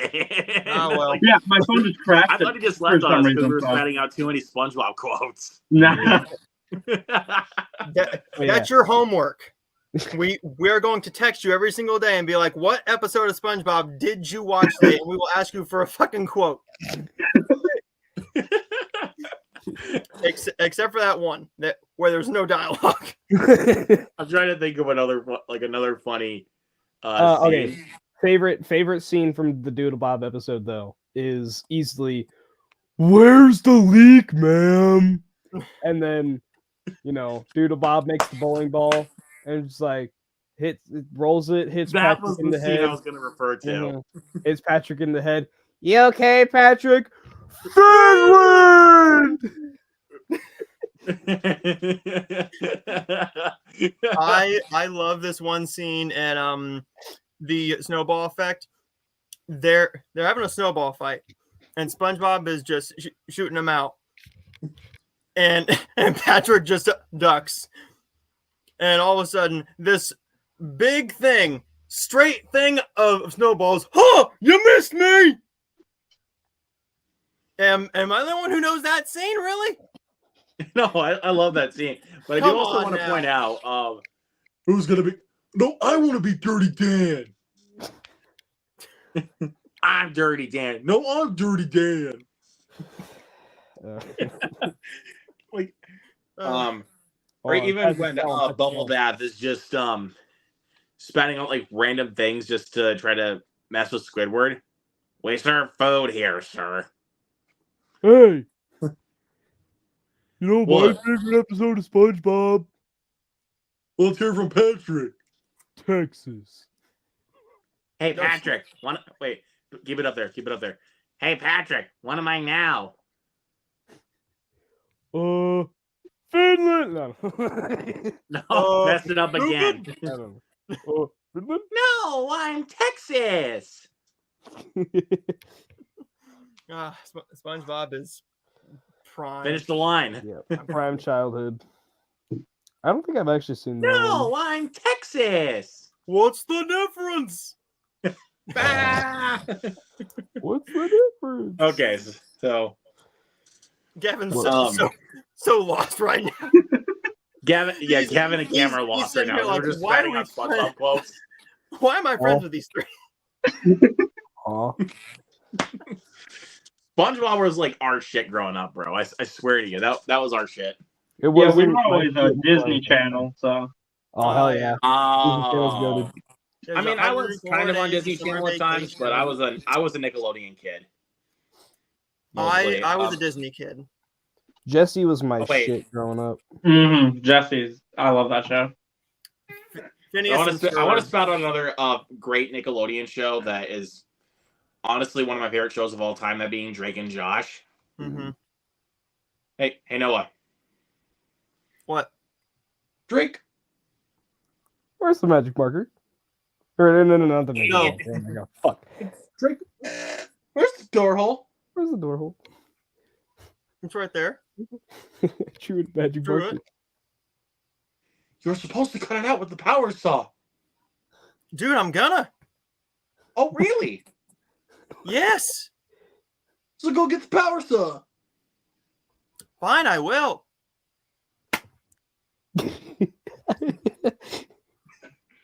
I see the problem.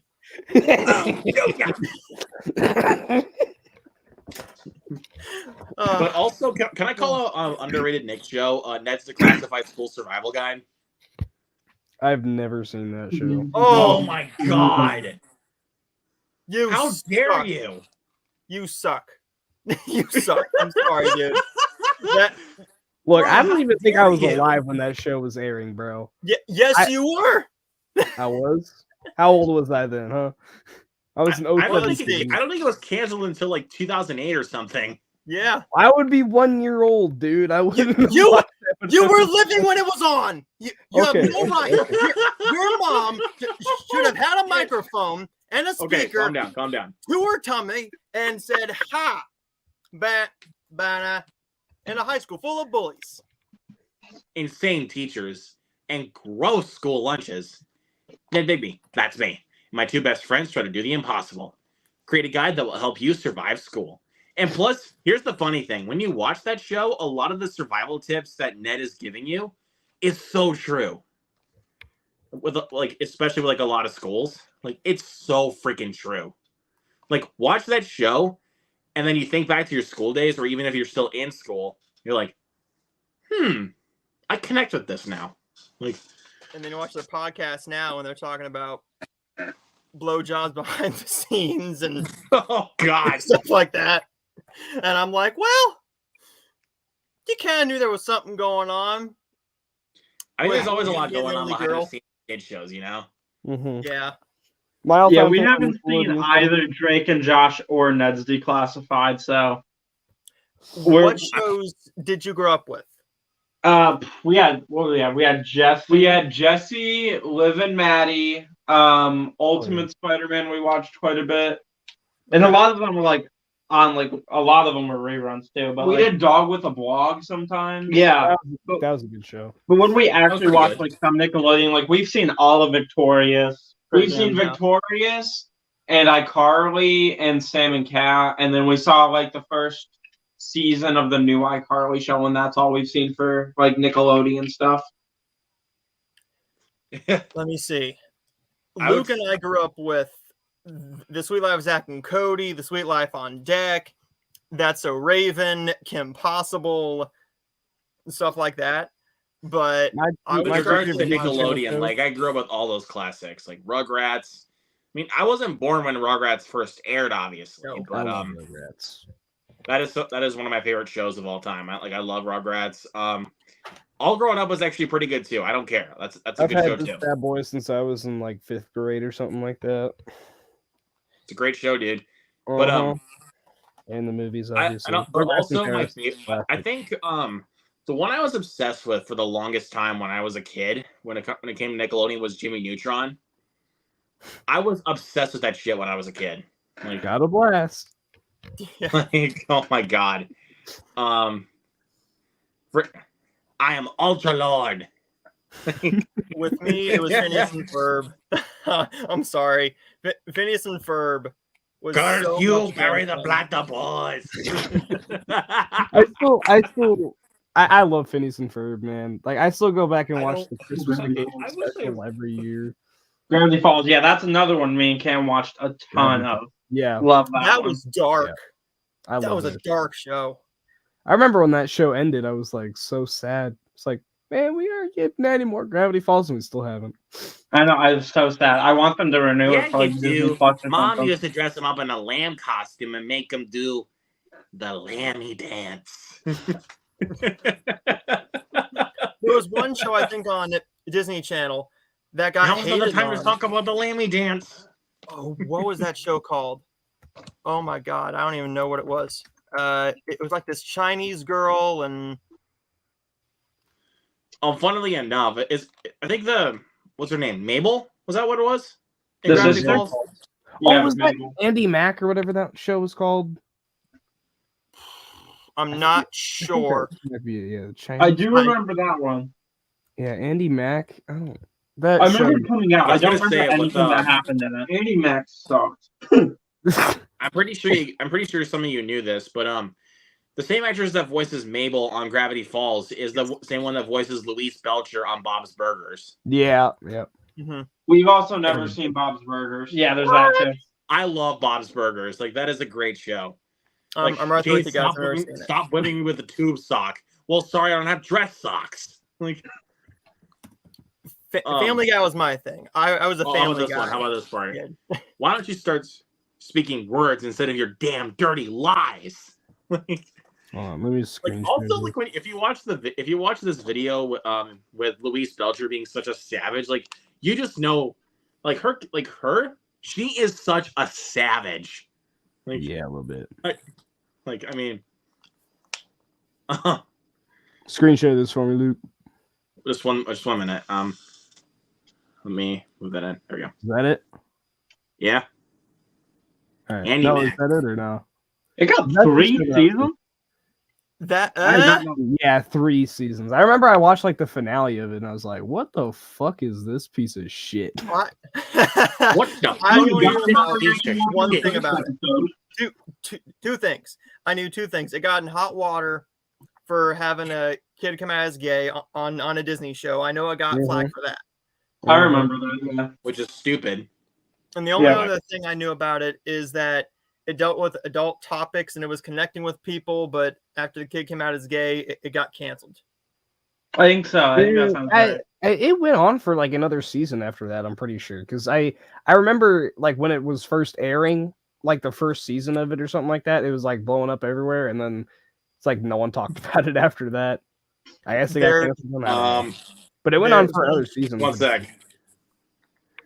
I'm trying to find the scene that I hold on, one sec.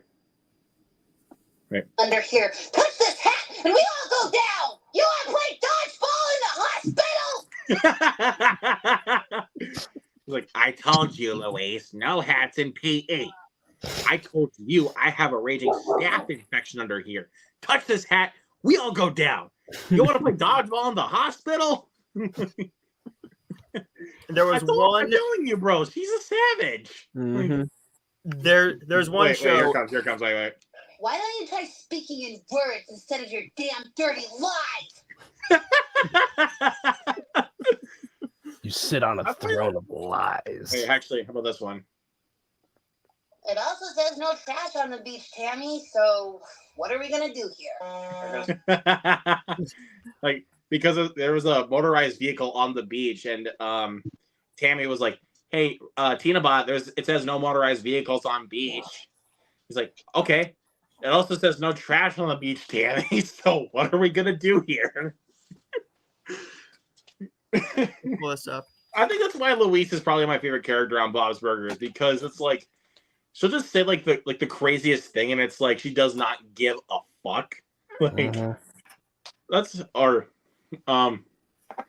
it's I think I'm gonna go to the one in the first episode of season 2 that's also in this video. Also, real quick, look who's in the comments. It's the homie, Fritz. the homie himself. Get your ass in here, you son of a bitch. Fritzky.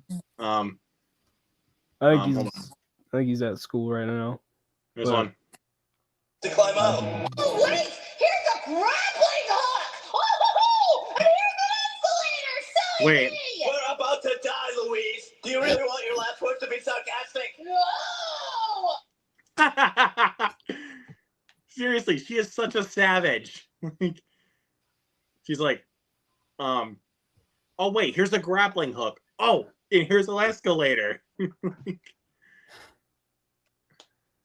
Seriously. What's up here? I was I don't know. so Also, happy to Gene see. but also Gene is really funny too. Oh yeah. I was so happy to see Poor Things that finally came out on digital today because I think I instantly bought that and then watched it.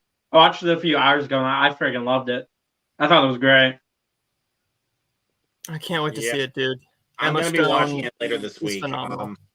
It was I think I gave it like a 9. I'm leaning more towards like changing it to a 10 because it's just sticking in my mind. It was fantastic. It's What's better long. It's in like, this or La La Land? oof, I think La La Land. I think personal enjoyment. I think I enjoyed La La Land more. I think she's better in this. She's great in both, but I think she should get the Oscar for Poor Things because I thought she was. Oh, bummer, dude. But yeah, Alright, it's okay. It's okay. like but Poor thank Things, thank though. you, brother. Thank you. Yeah. Of course, yeah.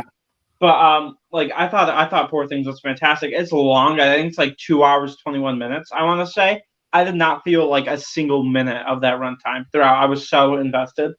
It was insane. I'm gonna try to probably watch it tomorrow after I get done with work. But well, we'll see. We'll see. I'm really excited to watch it. But also, here's another funny line from the show. Hello, we're here to inspect you. Whee! I'm Princess Spins Around. That Doesn't sound like a real princess. Sir, ma'am? She's like, that doesn't sound like a real princess. Shut up! But it seems like we got good movies. Like I watched Poor Things today. I'm watching Dune Part 2 finally on Friday. Can't wait for that one. I mean, like because Toby saw it earlier today because he did the double feature, and he also said it was like a masterpiece. So Yeah. that's gonna be exciting. Yeah, and see, that's also what I was kind of referring to beforehand, like in the past. It's never too early to call a film a masterpiece because it's like people have done it since the beginning of time. Absolutely. Like, let me just tell you this: I consider freaking Dumb Money to be a masterpiece. It hasn't even been out for a year yet. Like, so what's the problem with calling the movie a masterpiece? Like, I One am masterpiece. though. Let me see. What do I have over here? What is this? here's Oh, another yeah. one that I would also Oh. consider Oh. masterpiece that I know some people will probably agree with me. The Holdovers. Sorry, Yes. Cam, because it is. I wouldn't say Masterpiece. masterpiece. I'd say it's a great movie, but for modern masterpieces, like recently, oof, I don't know. Oppenheimer's. I'd say Godzilla -1 is a modern masterpiece. easy. 100%. Easy. Like, Genuinely think it's like a near perfect or perfect movie. I think it was just phenomenal. And apparently, Toho's talking with some physical media distributors to get a Blu-ray release out this year. So fingers for crossed. Godzilla? Yeah, because I'm hoping everything goes well with that because I need that film in my collection. But like modern masterpieces, Godzilla is up there. Dune. I know a lot of people are saying Dune Part 1 was up there, but honestly, I think Part 1's kind of boring, and that's just me. I think visually it's fantastic. I love a lot of the visuals of it, but Part 2 seems to be much more intense. But also, I wasn't expecting like a big like political drama in space, which is kind of what I got from the Part 1. But I'm excited for Part 2 for sure. I can't wait. I would say a modern masterpiece. Like I've gone like in waves with it, but I would probably be confident in saying The Batman is a modern masterpiece. Absolutely. I have two that I will consider. say, it's weird that the movie pretty much wraps up twice, but I would love The Batman, so I can't wait for Yeah. Part 2 as well. See, There's my two that defense, I my consider defense for that second ending is the fact that there wouldn't be a complete character arc for Batman if that second ending wasn't there. See, absolutely, because like that final scene of him like holding the person, and then we get that shot of Yeah. him looking up. I think that is phenomenal, and then the way the music swells before cutting to black after 3 hours, knowing I just watched the best Batman movie of all time. I think it's better than Dark Knight, but that's just me. I agree. Fair also. enough right there. But Noah, you said you got two of them? There's three that I consider masterpieces. One is controversial, but I don't care. Everybody hates this movie, but I love Don't Worry, Darling. Really? Thank you. Thank you. Why It's does so this work for underrated. me? When this movie was cast, all right? When it was cast, it was also announced that Harry Styles was going to be Prince Eric in The Little Mermaid. He was? He was Let me originally just say cast. this though. Let me just say this. Huh, I did not know Thankfully, that. that didn't happen. Like, I am kind of glad, but also look at what he did here. He proved everybody wrong. He stood on his own with Florence Pugh. He stood on his own. He was all right in it. Well enough. Yeah. But then you look at something like well My enough. Policeman. I'd say he wasn't. I would not say. Here's the thing, I'm so conflicted on Don't Worry, Darling, because I think the concept is such a good idea. I thought the Steve for execution. Frisky, it says Uncut Gems, and no surprise to anybody, but Bo was Afraid. I mean, I I, like mean, Bo I Was love Afraid a Bo was lot. Afraid, but I think it's too long. Like, Yeah, for sure. I thought it went on a little bit too long. it's still great though. I love Bo was Afraid. Like, I think it edited like maybe 2.5 hour at most runtime for the that movie would have that been. definitely could have been it, but I Much still better. love Bo was Afraid though. I Shout think out I to the personally. Holdovers and Across the Spider-Verse. The Holdovers, yes. Across the Spider-Verse, not really. It's great. Overrated though. I think I think it's. I'm sorry to anybody. I think it's overrated. I It think is. if it was a complete story, then I would 100% say. I don't But feel now, comfortable now, saying a God knows movie. when we're gonna get Beyond the Spider-Verse. Right. So like, I so can't. why should I care by comfortably- this point right now? Like, Right, I can't comfortably say Across the Spider-Verse is a masterpiece because we haven't seen the full picture yet. Yeah, and we haven't gotten it Beyond very, the Spider-Verse, it very well you could be said. canceled. Like, yeah, like I said, we haven't gotten Beyond the Spider-Verse yet, and God knows when when it's gonna be released. The final portion could suck, and that would tank this movie, I think. So I can't call the masterpiece. Exactly. Like, Or it could be canned because, as far as we know of, it doesn't even have a release date. So Could, but they do have a script written for it, so it is written, Which is and they good. are working on it. but then again, though, it's like you Well, promised actually, you were going to you haven't release had- it like 9 months after Across the Spider-Verse, but then after Strikes the writer's back. strike happened, it's like, well, Yeah. who knows when it's going to be released now? yeah, well, also they had to delay it because of like all of the animator strikes as well, and also because of the fact that they had no work done on it besides the script when Across the Spider-Verse was released. And if you're gonna do all the animation in 9 months for a movie that's probably going to be over 2.5 hours, because there's about 2.5 hours left of story if they're going to tell it like the way that they did Across the Spider-Verse, that's not good. I You're will basically say just it's ru- so you're dummy basically that just they rushing didn't through pay it. their Like, animators well. That like pained me when I heard that news come out. Mhm. Because they're They, so yeah. good at their job. I think it's probably the best and one of the greatest animations to look at. Not my favorite animated film, no, but I think it's one of the best to look at. Like I still think Into the Spider-Verse is better. Into the Spider-Verse, no, I don't see how anyone could disagree with me. That is a masterpiece right there. Yep. Into the Spider-Verse, 100% is a masterpiece. I'd say so. too. I have to see it one more time. I've only seen both of those movies once, and I did it back to back. So I went right from Into the Spider-Verse into Across the Spider-Verse. So I think what I'll do after I hopefully see the last film, is do them back to back to back. I think that might make it a masterpiece if they're on par with the first two, or at least with the I first would one. morely say if it's on par with the first one, because I think the first Yeah. film, Into the Spider-Verse, is perfect in Yeah, every way. Like I think that's a perfect movie. I And think the one best fixed scene sound in issues. any Spider-Man movie is the leap of faith scene when Miles jumps off of the building accepting that he's Spider-Man. I I think honestly think that's like the greatest scene in any animated movie ever. If I'm being fact. honest. It's one of the greatest scenes. It's just one of the greatest scenes ever, honestly. Mhm. Like, yeah, I'd to be honest agree. about that. Let me look at this comment. That might be true, but Two But Towers at the would same time, stack on its but own. like it would just kind of tank the film as a whole, though. If I'm going to be real about that, like if Return of the King was terrible, it definitely would tank Two Towers. Like yeah, I it see where wouldn't. he Like let me just say this though, it wouldn't tank Fellowship of the Ring though, because Fellowship of the Ring is great on its own. I'm just saying in regards to because after you watch Two Towers, it leads right into Return of the King. Mm-hmm. So it's like it could suck. It could be tanked completely if Return of the King was deemed one of the worst films of all time. Like it could tank completely. Like not. I don't even think just Two Towers, but I think honestly with just the entire franchise on its own. Like, yeah.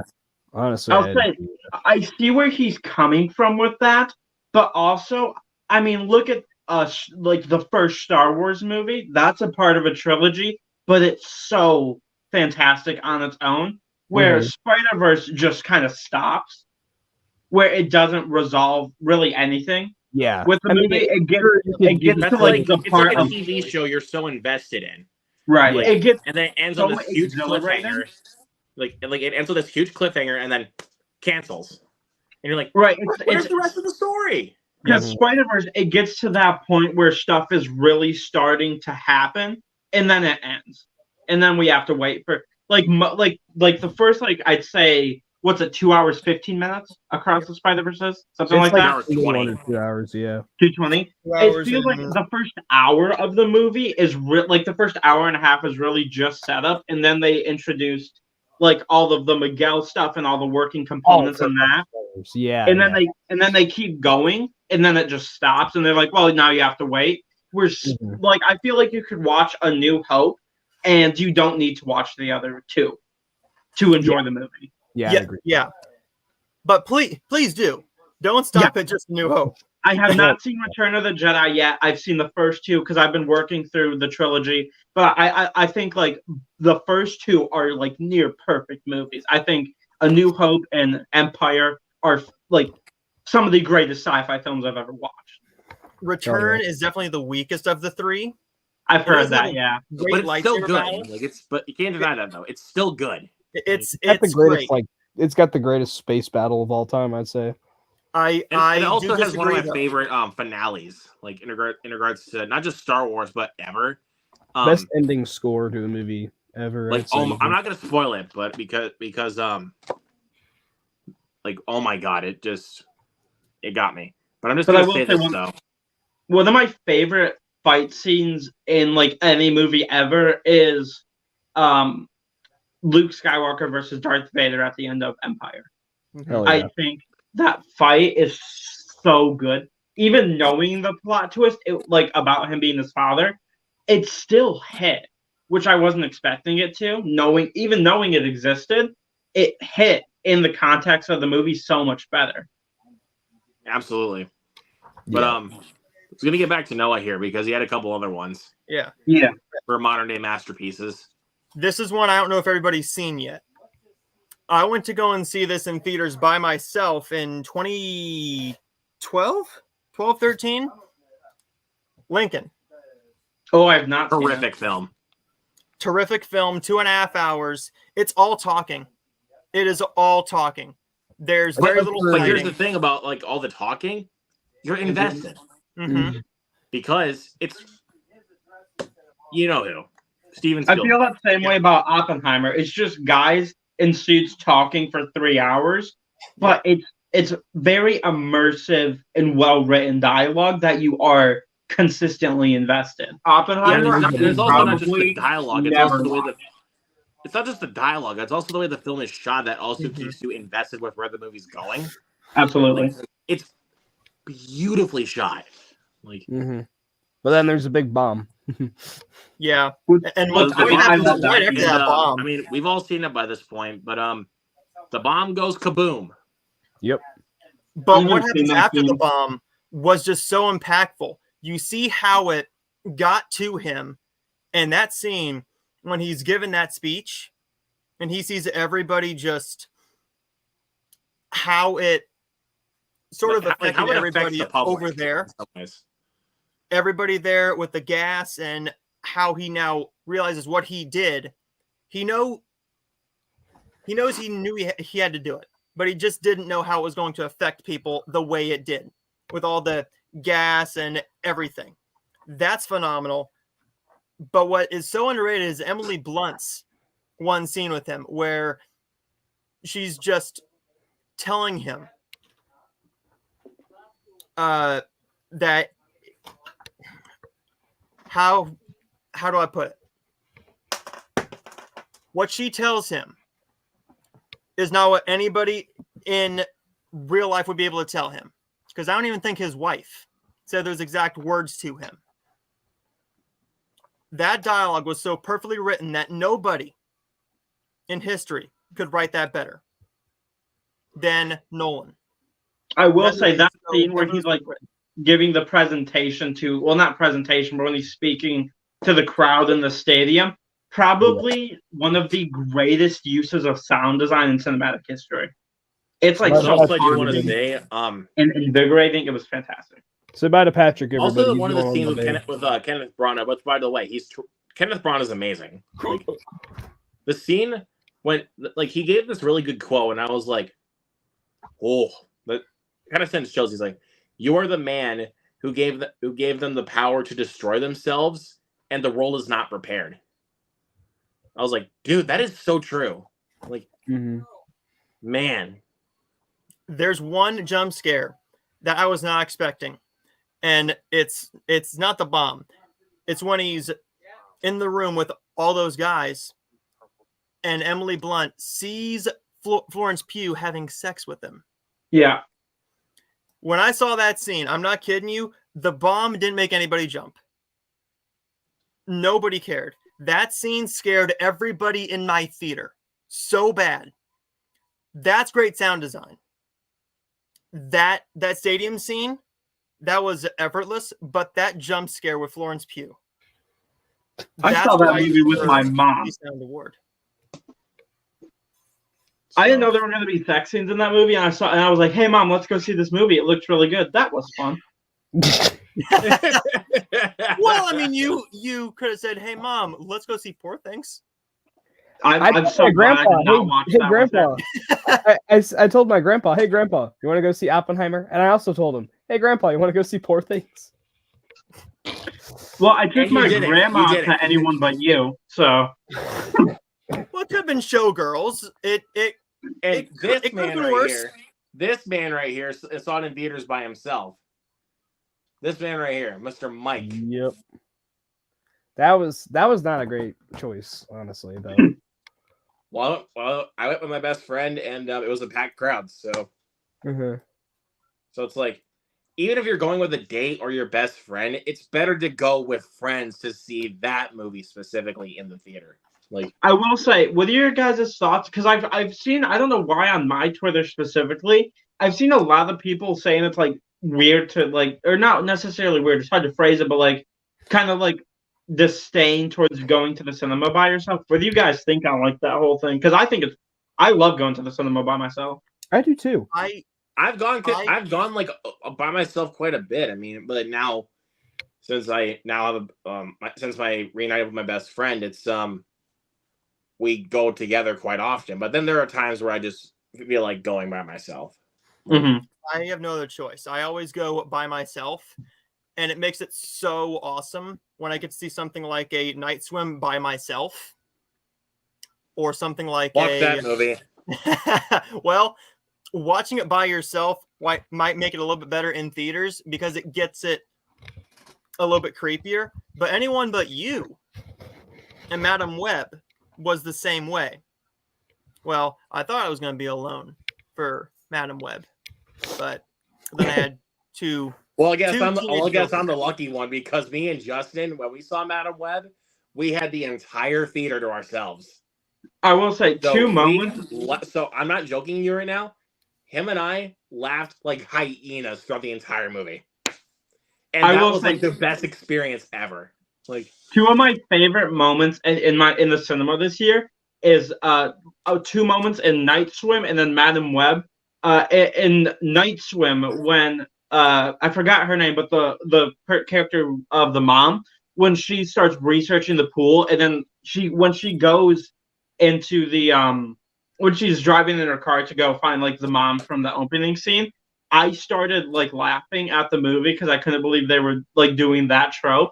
And then when Wyatt Russell goes, "You were supposed to say Bolo" as a jump scare, I just busted out laughing. Oh, that was awful.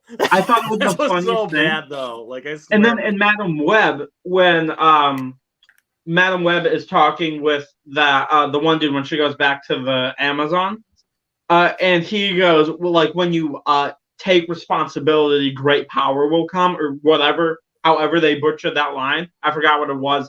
But I audibly, because I saw it with Camden and then we saw it with our cousin, and as soon as they said that line, I just went like so loudly apparently that they started laughing. But it's there's something undescribable about how fun it can be to like witness a bad movie, like especially by yourself with Night Swim. I think it's so like fun to watch a bad movie. That just makes me like, let me just say this: if I wanted to enjoy Expendables or Meg 2: The Trench as fun guilty pleasure, like so bad they're good movies, I should have been in the theater by myself. But there's one scene it didn't help the fact that there was like about 10 other people when I saw about 6 other people actually when I saw Meg 2, and it was like 15 other people in my screening for Expendables, and I was like, and for most of Meg 2, I was obviously bored out of my mind. And Expendables with a lot of the cringeworthy dialogue and horribly choreographed action sequences and really terrible CGI blood, I was about ready to leave. I was just like, no, come on. Stick it out, come on.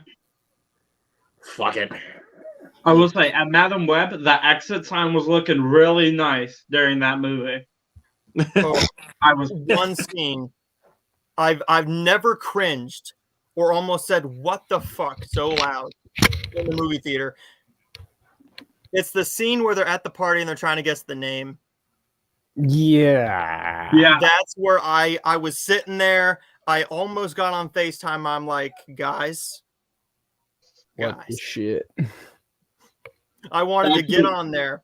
Don't say it. Okay. I will say that I forgot what I was gonna say, but it's so funny to me that the same studio behind Spider-Man Into the Spider-Verse made Madam Web Mhm. and greenlit Madam Web. That is so funny to me. Okay, full honesty here. I thought Madam Web was great. I actually really did enjoy it. The baby shower scene. I actually like that. Let me Hey, just to each their own, man. Cam, I'll just say this. Let me just say this. I enjoy Madam Web in all of the bad ways. I think it's actually Like, I genuinely actually thought like good movie. because let me just say this: if I take the rose-colored glasses off, like it's an awful movie. But I like even just having the theater to myself with Justin, we just had the best time ever, just laughing our asses off at every conceivable thing, even at the comedy moments that are supposed to actually be funny, we were laughing at it in the wrong ways. Like, I only and laughed. also we spent most of the movie just making jokes because we did not give two shits. I only laughed It's that once bad. at the movie, and that was when Ezekiel was attacking Mary, Ben, and the girls, and when Cassie drove the ambulance through the Calvin Klein sign, and Ezekiel jumped up into it. I was dying laughing. That shit was- Did you guys know Emma Roberts was going to be in that movie? Because I had no idea until she was at the premiere. That made me so happy though, just because I love her, and I've loved her past two films that nobody's seen. Nobody's seen them, but Since 2021, I knew Emma Roberts was in the movie, and I knew exactly who she was playing. Same with Adam Scott. I knew Adam Scott was going to be there, and Adam Scott is actually my favorite on-screen version of Uncle Ben that we've gotten. there's I one think I would've- scene in that film that I just he loved was so much. like, like I'll give it credit for this. To be completely honest, the actors tried. Like I'll give it credit for that. They tried. I would not say Dakota Johnson would care. Sydney Sweeney, she tried, but they wrote her character so poorly. She was supposed to be this timid girl where nobody liked her. I'm sorry. You dress They her did up not do in the a writing for short this film was skirt. like some of the dialogue choices in Madam Web were so terrible that it just became laughable to me. Sydney Like, we're- tried with what she was given. I will admit, she tried with what she was And given. also, she's really talented. Like She we tried. already know that by this. I mean, she I was. thought she was great in Anyone But You. So Yeah. Anyone but you. Obviously, we also have stuff like Euphoria. We had she was also in the Amazon Prime Blumhouse movie Nocturne, which I've not seen, but I've heard decent things. Even though I didn't care for Reality, she was the best part of the entire movie. Like she was actually giving like a fantastic performance. I will say I think in my entire since I've joined Letterboxd, at least I think I've only given 3 films one up. I've given half a stars before, but some of those are short films and some of them I don't really remember. But I know the 3 major ones where I was watching a movie and I just absolutely despised it was or 4. Maybe it was 5. I don't know. Expendables, I can't remember. Expendables 4, I can't remember if I gave that a half. Wait, Gavin. It's not Yeah. Expendables 4. It's Expend4bles. Expendables. Yeah. It's plastered all over the internet. Meg to the Trench, Jigsaw, and Madam Web. Ooh. Hot take, I actually like Jigsaw. Totally fair. I absolutely I hated like it. Jigsaw. I will say, are you I'll guys take the best Saw movie, Spiral. You've only seen 2. I've seen Spiral in the first one, and I hate the first movie. Yeah, And I Mike's mad. actually really liked Spiral. I thought it was You're really getting fun. kicked from the group chat. Yeah, probably. Dog, and you fucking hate Zack Snyder's Justice League, but I think Madam Web is a great movie. And I hate Well, I the first song. Well, And, here's the thing. At least in Madam Web, comparing it to Zack Snyder's Justice League, stuff happens. Bro, what Let are me you just talking say about? this though. I know. I mean, to be fair though, like I gave the same score to both Saw and Saw X. But to be fair, to like in my honest opinion, I think Saw X is the best Saw movie without Yep. question. Like that was the Saw movie where it was like they did everything just right. Even though I think the third act does cheat itself, like in a couple spots it cheats itself. It's like, oh, this is supposed to happen, and it's like, nope, complete 180. And I'm like, okay, that's a no, don't cheat me right there. No way. I was having so much fun though. I didn't really care. If I'm gonna be completely honest, I was having so much fun with And, that movie. I will say, how do you guys feel about like the entire? I'm pretty sure like the entire crew from Saw 10, at least director and writers, are returning for Saw 11. I that made me I'm even more. freaking excited. pumped for Saw 11. Like, I know. plus He we're was doing running around the house when the news came out. When they we're greenlit doing that, oh, I think maybe starting this weekend, depending on what's going on, we're gonna start the Saw series and the build up to Saw 11. So I gotta for the watch alongs because we I got do Road Warrior on my channel at some point too. Oh yeah, we keep forgetting about Road Warrior. But I mean, hey, we can watch like Road Warrior in March and then go to April for Beyond Thunderdome, and then in May to build up for Furiosa for Fury Road. Yeah, I did just Like find that might be a good way to do Road, it, you know, so. because again, there's so much going on, but maybe this weekend if we can still make time for it, we might do the first Saw movie, so that way we can just kick off that franchise. We're gonna do a couple each month to build up for Saw 11. Mhm. I think the week that Saw 11 comes out, we're gonna be doing Saw X. I hope I can join because I don't know because we're currently at my grandma's house right now, but while like the entire house gets because like they had to take down like all the basement walls and stuff, and pretty much the entire basement is being rebuilt. So we're here. We're probably because they're almost done. We're probably gonna go back to our house later this week, maybe. So I hope I can join. But I have this really cool idea where like I'll probably like I have two ideas. I'm either gonna get a green screen and have it like pulled down from the ceiling for my reviews and like stand and do them, or like put my movie shelves up and then stand in front of that for my reviews because I tried standing for the Lake Mungo review, which I liked, but genuinely, on like I think I can show on like that wall in the corner back there, I grabbed tape and I just taped my phone to the wall and just did that for the video. Which, by the way, I'm so glad not the I've best seen, way like, to do it, man. Like, I'm glad no I've seen offense Lake on that, Mungo. but I'm just saying it's not the best way to do it. Like, Yeah. But I'm glad I've seen Lake Mungo because those first 40 minutes, Mike. Oh, I thought I was gonna have a heart attack. And then when I thought it was real for most of the movie, and then I was like, because when they said like the blurb at the front, I was like, oh my god, is this a documentary? I genuinely just couldn't tell if it was either because they treat it so real, like something like what's a good one, like Marcel is I know is a mockumentary. That one's much easier to tell because I mean. Like that one's much more treated as a knowing what it is, where Lake Mungo treated itself as a this really happened. Mm-hmm. So, but I also do want to point out, for you, Gavin, there is one film I did suggest for you that you need to check out because I have a good feeling that you might like it, like because it is brutal as fuck. That being, which one was it? Because I know you recommended a few.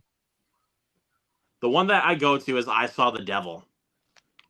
I'm gonna add that to my watch list real quick. I might be one of the only people that actually use that. Also speaks for you, Mike. I've seen it. I didn't think you've seen I Saw the Devil. I didn't even see your Letterboxd rating on it. Is it from last year? Or is it from 2010? 2010. From 2010. Okay. So none of us have seen besides I do gotta say, with all the Is it that one? Wait. What'd you say, Noah? Yep, that's it right there. We haven't seen it besides Luke. You might be the only one who's seen the movie. I've seen it. What, I Saw the Devil? Oh, okay, yeah. I've seen it. It's a classic. Yeah, so me and Mike have seen it. Also, Gavin, I'm if just you telling you haven't right seen now, bro. Like, I Saw the Devil is brutal. Mhm. Like Yeah. it is so freaking gory. Like, and not even and plus, I think it's is it like, correct me if I'm wrong on this. Is it a South Korean flick? Pretty sure it is. Yeah. Because I know Old Boy is South Korean. Like, and The Old Boy is director? amazing. Let me look up the director real quick on here. The director is Kim Ji-woon. I probably mispronounced that, but Yeah, that definitely sounds South Korean wow, to me. 4.0 on Letterboxd as well. Yeah. It's honestly one of my favorite foreign films. Oh, it's a long one too. I mean, I don't have So a yeah, problem you got to with that. prepare yourself for that at least, because it's really long, but it's worth it, dude. It's I really will worth say, it. I'm telling you. scariest movie I've ever seen is I wish I recorded when I was doing more movie reactions, and I still want to do those. They just take so long to do. Like, I shot one for No Hard Feelings, but it just kept getting copyright claims, so I just gave up. But I shot one for this, and I genuinely like fell out of my chair at one of the jump scares in it. Host from 2020. Oh yeah. I think it's the Oh, scariest interesting. movie Okay. I've ever seen. I thought it was horrifying, but I friggin' loved it. But the final jump scare. Have you guys seen Host? Oh yeah. Not me. No. Okay, Oh, but really? You don't want to give that away. You I told won't me about spoil it, Well, but there's like I said, I don't have Shudder, and I haven't picked up a copy of it yet. yeah, Me too. but I'm not gonna spoil it. But the final jump scare of the movie is really good. And when it happened, I knew I don't know, I don't think I have the footage for it anymore. But I was like this in my chair for the last like 5 minutes of the movie, just waiting for it to happen. And then when it did, fell out of my chair. So and I was watching it with the lights on and on my Hold on a monitor. second. So Somebody's in here. Oh. It's Jacob Hey. Hopper. Yay, Jacob. Jacob, I have been binge watching your reviews like crazy. I don't know why, but they're good. They're really good. That If you guys dude. haven't already, go subscribe to Jacob Hubbard. He's an awesome He fella. has so many reviews Also- too. It's insane. Yeah, and He's also- gone for so long, man. He's He's been doing it for like about 11 years now. Like, Yeah. Well, guys, I hate to jump out of here, but I gotta get going. all right. See you later, man. But are you guys available next Tuesday? Next Tuesday or Wednesday? I think I should be. Yeah. I'm not sure. I probably. Okay. Tuesday. because- Tuesday I'm available. Wednesday I'm not. I'm doing a live Okay. stream with somebody that we might have just mentioned. Jacob. Well, on Tuesday, we're all gonna do a "What If We Picked the Oscars" show live on my YouTube channel. So That's I'm gonna share the screen. We're gonna go through all the categories. We're gonna say who we think will win and who each of us think should win. I'm gonna try and make it about maybe 7:30ish EST, maybe Okay. 7 o'clock, just That should work, because after 9:30 it's a little bit hard. But Right. but if you guys are available, I will send it to you and we'll do it then. And then on Wednesday, I'm going to try and get Lily on. We have something planned that I think might be a little bit interesting from a female perspective for a movie called Barbie. Oh. Interesting. Okay. So I'm going to have her come on. I have another friend. She's kind of camera shy. She doesn't really want to be on a live stream, but we're going to talk about what it means to a guy, how it affected a guy who loves it, and how it affected a woman that absolutely she went to see it 3 or 4 times in theaters. She loves wow. that movie. It affected her more greatly and way different than it could any of us 5 in this room here. Hold on But one second. Let wanted me to know hit what this that comment would here happen. because it mentions Mike. I watched that certain movie for Mike. Like I said, live stream next Wednesday. Your favorite movie, episode 2, with Hubby Wubby, right here. Hubby Wubby. Hubby Wubby. You're Hubby Wubby. I remember. And when with you, that, folks, Mike, I remember when you popped in on the live show when Jacob Jacob was Hubby. there. Like you Yep. did call him, and he's like, "You're not the first person to call me." That." I don't want to know what But I what also happens wanna between point him out, and a girlfriend.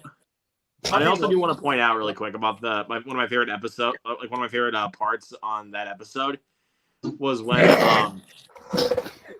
This other guy. Jacob. But I wanted to point out one of my favorite moments from that episode. Like when you told me when you told Jacob the story, like when he's like, "Fuck this movie," to one of his movies, and he's like, and you thought he was like 26, and he freaked out. He was like, "I'd rather you called me young." My mom thought he was 12, and I was like, "Ma, he's 20 something." I don't know. And plus, he's not the first person to say that though, because he even told us like on the stream, he was like, he got so many comments saying that, like, dude, are you like 12? And he's like, dude, I'm 24. That's the curse of lucky young man. But with that, guys, I will see all of you in the group chat. See you next time. See you later, buddy. Yeah. But yeah, I wanted to point that out really quick before Noah left because that's a funny story. Mm-hmm. I am hoping we can join that, but I mean, things that, like, especially for content wise, I've been so busy because I've been trying to get the Oscars video we did done because it's hard to because my computer is at home where I'm not at, so I haven't been able to make the final touches. It's almost done. I'd probably say it's like 98% done or something. It's almost done. It will at least be out for like Oscar weekend for sure. And then because that was at least my goal to get it out for Oscar weekend. But and then I've also been doing the plans for like a live show of some kinds that I've been planning as well. So I've been working on how I want to do that and how I want to like format things. So that has taken a lot as well. And of course, trying to catch up on some movies like Bob Marley. I got to see Anyone But You finally got to see. But I mean, even though I didn't like Bob Marley, I was happy I saw it. And I mean, people liked that review, so I was happy to see that as well. So that's good. But yeah, and also got a little appreciation from Jacob right here. So there we go. So it's good to see that for the man. But give me just a couple of minutes. I'm gonna switch spots so you guys can keep chatting here for a couple of minutes. I'm just gonna switch spots because I need to charge my phone. My phone is literally almost dead. Oh. So I'll be right back. All right, so real quick, Gavin, another hella creepy movie you got to check out. Check out Sinister if you haven't seen it before. I have not. I've been telling him to watch it for like 3 weeks now because I really want to check it out too. Yeah, you guys got to check that one out. That one had me up for weeks. I watched it when I was like 12. Now, I know people don't like it. Should we also watch Sinister 2 or should we just leave that? Just watch the first one. Yeah, just watch the first one. Okay, you got it. Did you guys hear about how Five Nights at Freddy's 2 is gonna start shooting in, I think they said July, and then 2 it's gonna lean more into the horror thing, which was my biggest complaint with the first one as well, that I didn't think it's scary. So I think I think if they iron out a script and they make it more scary, I think FNAF 2 is gonna be like awesome. Mm-hmm. Again, we'll see where they go. Like, I just hope they got enough time to make a script because the first one came out in October. Sinister 2 is not dog trash, but it's skippable. I think it's garbage. Like, I don't think it's like the worst thing on planet Earth, but it's definitely not one that you gotta watch. Yeah, both of those. Just watch the first Sinister, like, because I mean, Scott Derrickson actually directed that movie. I was about to ask. I was about to ask if Derrickson did that one as well. Yeah, he didn't direct it.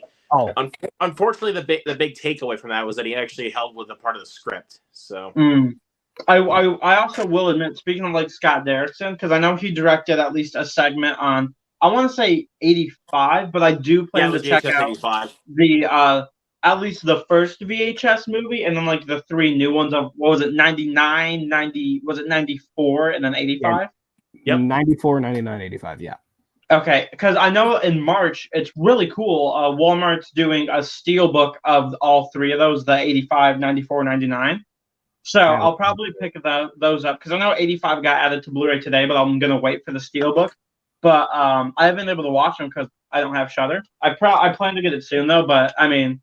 Oh yeah, but I do want to watch those because but based on your Letterboxd review, I will probably skip VHS. What was it, Viral? Yes, please skip VHS Viral. Like if somebody ever makes me watch that film again, I'm literally gonna go insane because it's that bad. But here they all are. So I have them all. So the first one, sorry, Mike, it's rad. It's shit. And VHS 2, I also really like. So Okay, I will say I think that those movies fail because they try too hard at being in the modern era. Because if you have them modern, it just doesn't work nearly as well as having like older found footage. Like, Did you like the 99. newer ones, Mike? Yes, That were I set in actually- like the... I actually kind of love 94 and 85. 99 is a little shaky, but there's some cool shorts in it. So Um, 80 was 85 the most recent one? Yeah, 85 Yeah, was the that's one most that came recent out one, last October. These titles are so weird. yeah, I know. Yeah, a little But bit. then here's this piece of shit. Yeah. I will say I'm though, just gonna. Actually, hold on. Yeah. I just yeeted that thing towards my pillows. I will say though, real quick, the first one, the best short out of that first one is the one that takes place on Halloween night in the 90s. That one is the best one, in my Is opinion. one of them with like a rat man or something? I heard someone talking about. Yeah, one time. that is in 94. Okay. Because Oh. I especially want to watch the newest one with Derrickson because I think Black Phone, fantastic movie. So Yes, the Black Phone's great. his direction was fantastic in that film. So I want to see what he did to the segment, but I do want to watch at least the first one and then the 3 new ones. But Yeah. Skip, I forgot there was. I thought VHS Viral was 2. I didn't know there was a. Yeah, This there's- is VHS shit right here. Okay, I didn't know 2 there was a VHS 2. I just knew about the first one, Viral, and then the 3 new ones. 2 is a little bit more cheesy, I will say, because specifically for one short, it's like a zombie infection thing going on. It's weird because it's like found footage, but from a zombie's point of view. Huh. It's That I thought was genius. Like, that was cool, but like it was also played off really, really dumb. And then also one that was like in an insane asylum, and like nothing happened until like the last 5 minutes. It felt like a Paranormal Activity movie, and I fucking hated it. Dude, oh my god, I have not finished Paranormal Activity 1 yet. I got like 30 minutes left. It's Good so for you. boring. Good for you. Every single one of them is the exact same thing. Nothing happens until the last 5 minutes, and then it just cuts. I got to the point where like the guys Mike is or Mika or whatever, he's looking in the attic, and I was just like, I'm bored, and I just clicked off. Yeah, The characters. It would help if the characters were actually likable too, Mhm. and they were just yelling at each other for the entire runtime. Yeah. Okay, I'm just gonna move on because I know Mike would speak differently on me for this. Mhm. But then also I got, let's see, you got 94, Good movie. and the Steelbook for 99 because because I like the Steelbook. Also good movie. And also sometimes like whenever I see that Shudder movies have a Steelbook, I'm like, I have to get them. Like, I will say one thing I love about Shudder is they put their stuff on physical media very quickly as well. Yeah. that's also why I when Jared, shout out to Jared, when he announced that When Evil Lurks is getting a physical release, I don't think I've ever hit pre-order fast than anything else because I was like, oh, it's coming to physical. I think the only Blu-ray I ever pre-ordered was the 4K for Oppenheimer because those kept like selling out with the physical releases for that one. So I did The pick main that one, thankfully. the main one I remember pre-ordering was my 4K of Talk to Me. That's like the only one I really I did remember. pre-order that too. Mm. And then obviously here's 85, Oh, yeah. which I actually pre-ordered this. And speaking on pre-orders, I also just got this today because I pre-ordered it. That being Dream Scenario. I did pre-order this and then when I go to Walmart, they had this on the shelf. I was pissed. Did they have the Steelbook for Wonka, or was it just the 4K and Blu-ray? Just the 4K and Blu-ray, and I bought the 4K. So I knew the Steelbook was selling like crazy. So for that one, here's the at least my Walmart saw that. Yeah, and I love this slipcover for Wonka, dude. it is a very nice slipcover for sure. Is it nice the 4K? Is it the 4K Blu-ray and digital, or is it just 4K digital? 4K and digital only. Okay, I'll probably get the Blu-ray then, because we're getting a new TV soon for the for downstairs as well. which is actually 4K, and then I'll probably start buying more 4K films that at least have the. That's why I love the Warner Brothers Steelbooks, because they do 4K and Blu-ray. But for the regular And, releases, they don't. But also, people are going to be so happy that I finally own this on 4K or at least Blu-ray in my collection, because I'm pretty sure a lot of people, like even like with my past few collection videos, were like, "Hey, where's this movie? Where's this movie?" So I bit the bullet and I got it off of eBay because when I saw it had a slipcover, and I was like, "Yep, it's mine." Baby Driver. Mm. And funny thing is, the seller put it in a really nice box so that way it was secured, and it also came in a plastic protector. Like, Oh, wow. like, so, but obviously I took it off because I mean, even though I don't use plastic protectors, I actually put that plastic protector on my my Studio Ghibli Steelbook for From Up on Poppy Hill, so that way it's actually protected. So like, if I ever get more plastic protectors like that, I'm gonna use those for some of the Steelbooks, so that way they're protected and I don't have to get more scratches on them. Okay, real quick. Yeah. So we were talking about Shudder. I agree with Jacob, but he said very useful for any horror fan. I'd say it's an essential for any horror fan. That's how I originally watched Lake Mungo, and also recently watched Ringu on there for the first time. Amazing streaming service, honestly. And I will say as well, I have to get out of here, unfortunately, but it's awesome being on here as always, Luke. And Of course, brother. Yep. And always awesome to talk to you guys down there, Gavin and Cam. So peace out. See you later, bud. I will say, I think that was super long of an exit, but whatever. the last, I think that I had Shudder at one point, and I watched Skinamarink, and I watched Deadstream. I don't know if you've seen that one, but I actually own Deadstream. I really enjoyed it. I thought it was so fun.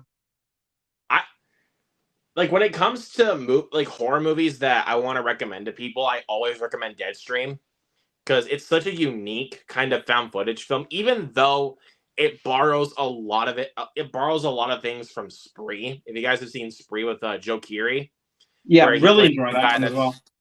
Yeah, he's looking for attention online, so he becomes an Uber driver and starts killing people, and it goes all over the internet. Like, yeah, it's a crazy movie. So then, when I saw Deadstream, I was like, this movie takes a lot of inspiration from Spree. Like, and it has a special place in my heart too, because it was my first ever movie review on the channel was Deadstream. So that's not a bad one to start with there, my friend. It was so weird because it went that and then Skinamarink, and then I think it was Cocaine Bear I did right after that. So Also, can I speak on hidden gems from last year, even though it still was kind of popular? Cocaine Bear. Like, yeah, I thought that movie was awesome. I've seen it, I think, 2 or 3 times now. I friggin' love it. I think I've seen it 3 times. I think it's so funny. Like, the movie is stupid. Yeah. It's like, yes, but I think its biggest benefit is that it knows it. If the movie's stupid and it's aware of how dumb it is, you immediately get the win. Like, yeah. But if you're taking yourself so damn seriously, Blood and Honey, what? Yeah, then it's like you don't know what you're doing. For sure. I get that same feeling with World War Z being my dude. That was like and also, funnily enough, my first ever film review wasn't even a new film. It was an older film because I did a poll on one of my older Instagrams for my friends to vote. And my first ever film review on this channel was American History X. I was about to ask what your first review was. That was my first review. My first new film review, I can't quite remember correctly. I think it was either Tom and Jerry, which, by the way, Coming to America, also not good, or The Map of Tiny Perfect Things, which I actually really liked. Is Catherine Newton in that one? Mm-hmm. I think I have that one. I've had that. I've been wanting to watch that for so many years. I just haven't watched it yet, but it looks really good. I mean, like as soon as I saw that, like saw Catherine Newton in it, and after like it was also just fresh after watching Freaky. I was Love like, Freaky. I'll watch anything you're in. Like I think Freaky. I've seen that at least like 5 times. I think it's one. That- It's I freaking love it. I'm actually kind of shocked myself. I've only seen it once. Really, I think I own that I've on only seen it Blu-ray. I once. freaking love that. I think it's one of my favorite horror comedies for sure. It's great, man. And even after watching Freaky, even when I saw Catherine Newton, I was like, I'll watch anything you're in. And then I forgot that she was in Detective Pikachu a year beforehand. I forgot that too. I forgot that. Yeah, and then when I that rewatched she's in Detective it. Pikachu, I was like, I will like when I rewatched Detective Pikachu, I was like, I am still gonna stand by my thoughts. I will watch anything you're in, Catherine Newton. And of course, she proves her worth again in Lisa Frankenstein, which she was great in. Yeah, and funny thing about that, when I did my first reactions with Justin on TikTok, because I got a like and comment from Catherine Newton. Oh wow!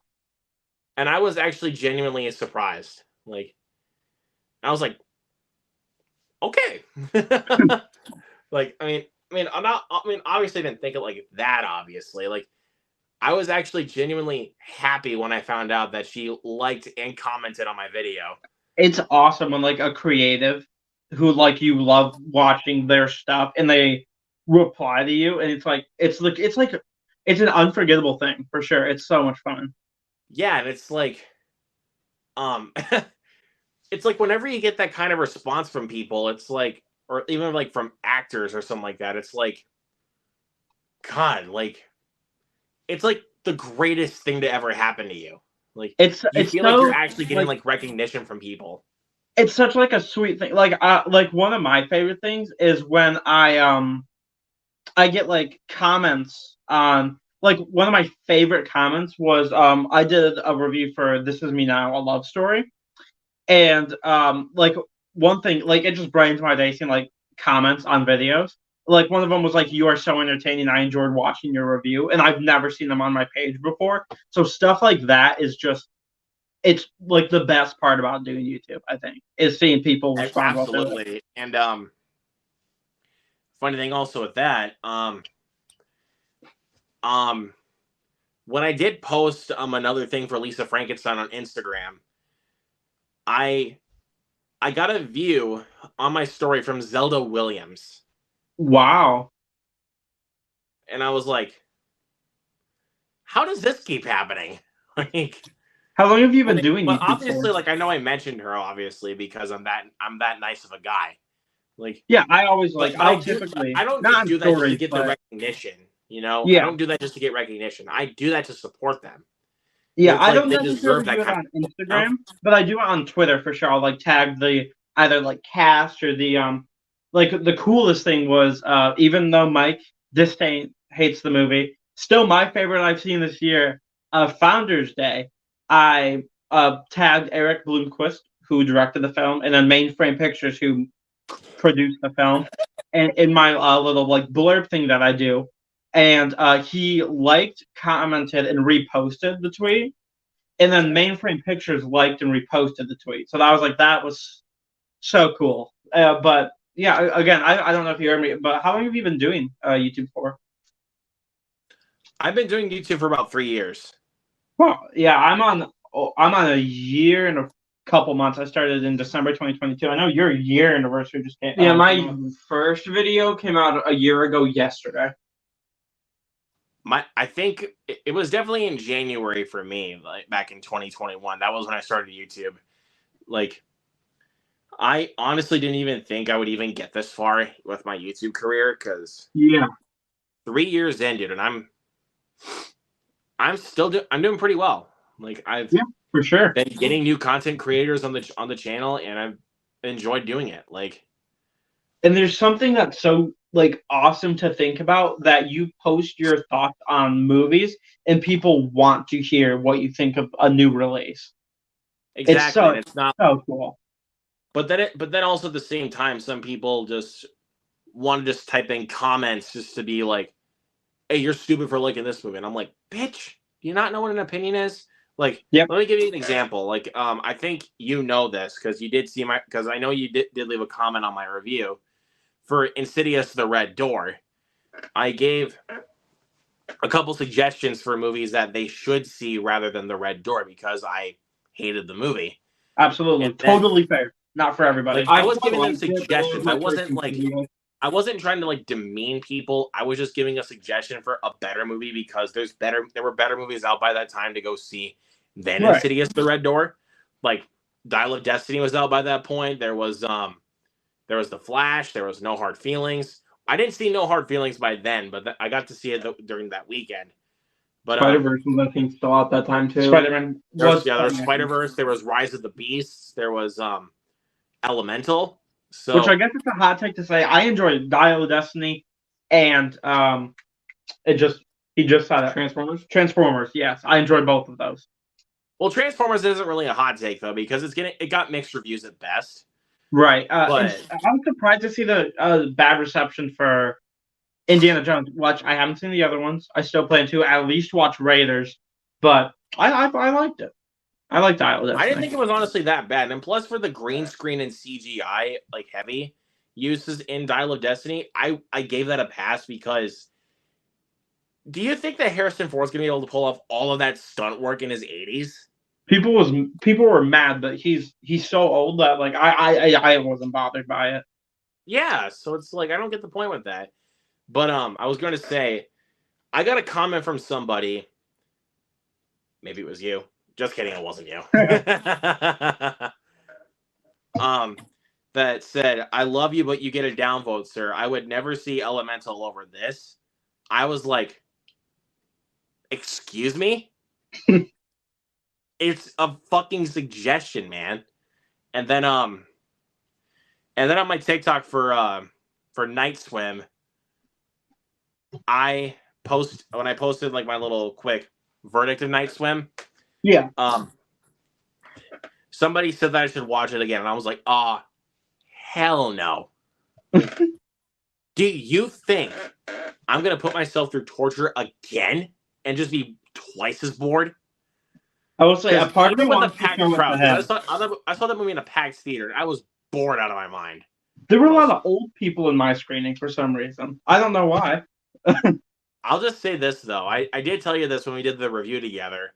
Mhm. That I got really fun first reactions with my buddies.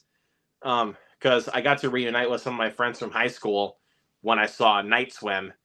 And I'm just gonna tell you right now, when I saw the movie, it was packed. Nobody was into it. There was actually a couple people in the theater that was actually kind of scared a little bit, but then it was like they weren't really scared. I think they were just doing it for laughs. So, but I'm telling you right now, barely anybody was into Night Swim, and one of my buddies gave, and my buddy Tyson, if you guys are on TikTok, you saw him in the video, gave it a 3 out of 10, and I was like, that's what I gave it to. Yeah, my buddy Alex said it wasn't good. Steven said it wasn't good. Casey said it wasn't good. But my buddy Quentin thought it was fine. Like he actually had a little bit of fun with it, and I'm like, cool. Like, because it's like, and then Justin tells me that they had a lot of plot armor in it, and I was like, yep, a lot of plot armor because apparently Carrie Condon in that film is like a superhero. I guess at that point, like because you didn't watch it, but she was like breathing underwater for like 10 minutes or something. You know. And this huge rectangle of water that's completely ripped off from Get Out. Yeah, they take that is supposedly there, which they don't explain how it's even supposed to be there. We're just like, oh, it's supposed to be spooky because it's from Get Out. It scared you. No, I haven't watched Get Out either. Get Out is incredible. Like that's a great movie right there. I want to watch. That's a Blumhouse movie that you absolutely have to watch. That was like a 10, I think. I think Get Out's fantastic. I love Jordan Peele. Yeah, so there's that, and like Nope is unbelievable. That movie blew me away. Like yeah, same. It's so good. Like, one of my favorite shots is I forgot his name. But oh man, now it's gonna Was bug it- me. Daniel Kaluuya, right? Yeah, his character. I forgot his character's name, but when he's riding on the horse, and then all of a sudden the alien like comes down from like in the middle of the desert at like during the finale, and it just comes flying down, and we get the wide shot and the music swells. I saw that twice in theaters, and every time chills, just every Yeah, single time. I literal watched chills, it. man. I've only watched the movie once, or I've seen it twice, but both times were. I've seen it 3 times. I think I've seen it 4 times. But It's fantastic. yeah, but I was gonna preface this. Back to Night Swim for a second, which fuck that shit once again. But anyways, it's so when that scene happens, I was like, "Hey, Carrie Condon, are you Aquaman or some shit?" Like, I was like seriously, they make her look like Aquaman. They do. It's like You and probably then like. it's like here's the thing though. You watch Meg to the Trench and then Night Swim as a double feature, and it's like you might as well have Jason Statham and Carrie Condon be the married couple because they're both basically Aquaman. Yeah, I mean, yeah. Because He's probably the scene like when they're in the Meg because the scene in Meg to the Trench when they're in the underwater base, Jason Statham goes to the other side of it and swims around it with no suit on, like, and I'm just like, bro, you should have been crushed. Yeah, I mean the air pressure down there. Like the whole point was the air pressure, and then they just forget about it. It's just like, now you're supposed to throw all logic out the window. No, you can't throw all logic out the window by that point. You just can't. And also the shark sequences that are in Meg to the Trench are not even fun.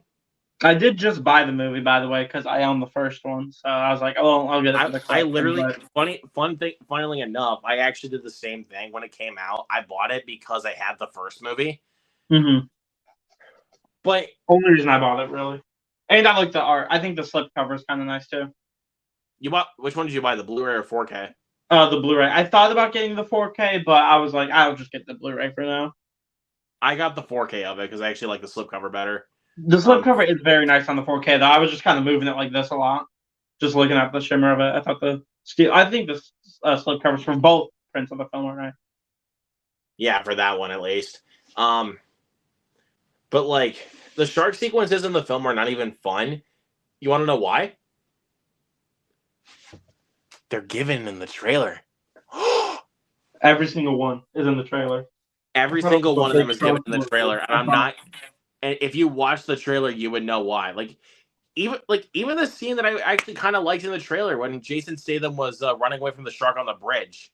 Mm-hmm. That was actually a pretty well shot. Or even the scene like when he does like a little 360 spin on the jet ski. That was a pretty cool shot.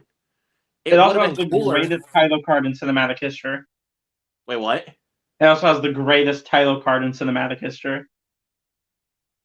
Not really. Nah, Evil Dead Rise topples it. Like the title card for Meg to the Trench is like freaking Windows Movie Maker. It's so funny. It's so funny. Like, and plus that movie's not even a guilty pleasure fun movie. It's just bad. It's just boring. Like, I could have walked out of that movie and I wouldn't have cared, but then I realized I have to finish this. Mm-hmm.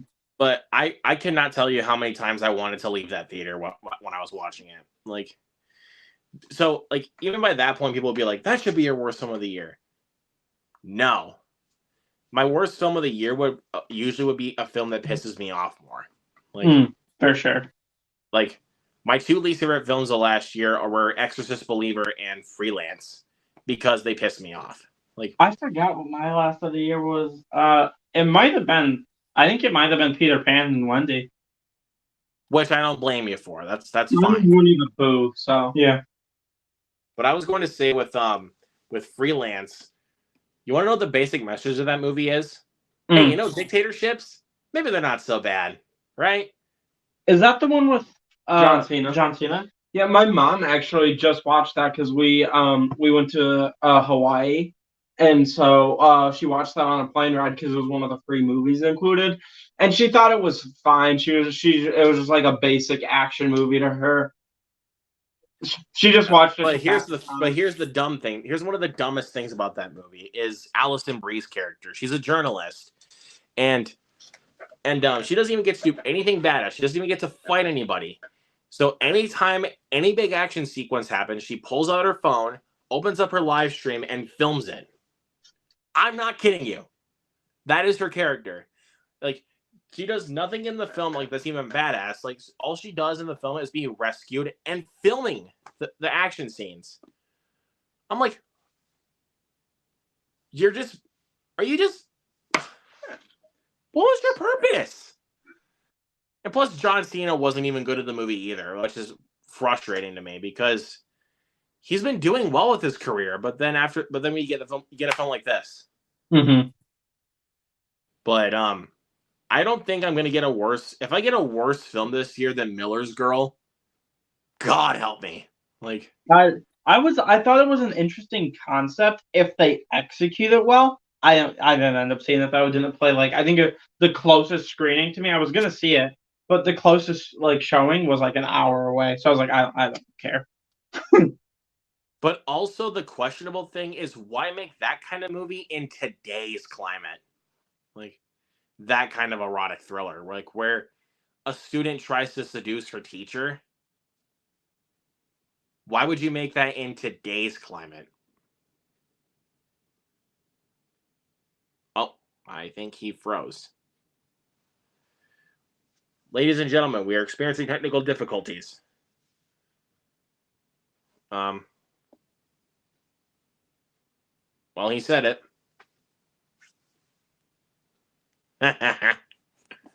Oh, brother. Yeah, I know you're kidding. Still. Okay, so yeah, so apparently the stream crashed for Gavin, so I guess we'll just go ahead and end it there because it is almost 10 o'clock for me, so I need to get to bed because I have work in the morning. Unfortunately, but it's okay. I'm gonna get through it like I always do. So, and like I usually say to myself every morning, the faster the day can go, the better. So yeah, we'll see. So anyways, guys, I'm gonna get out of here. So have a good night, y'all. Peace out.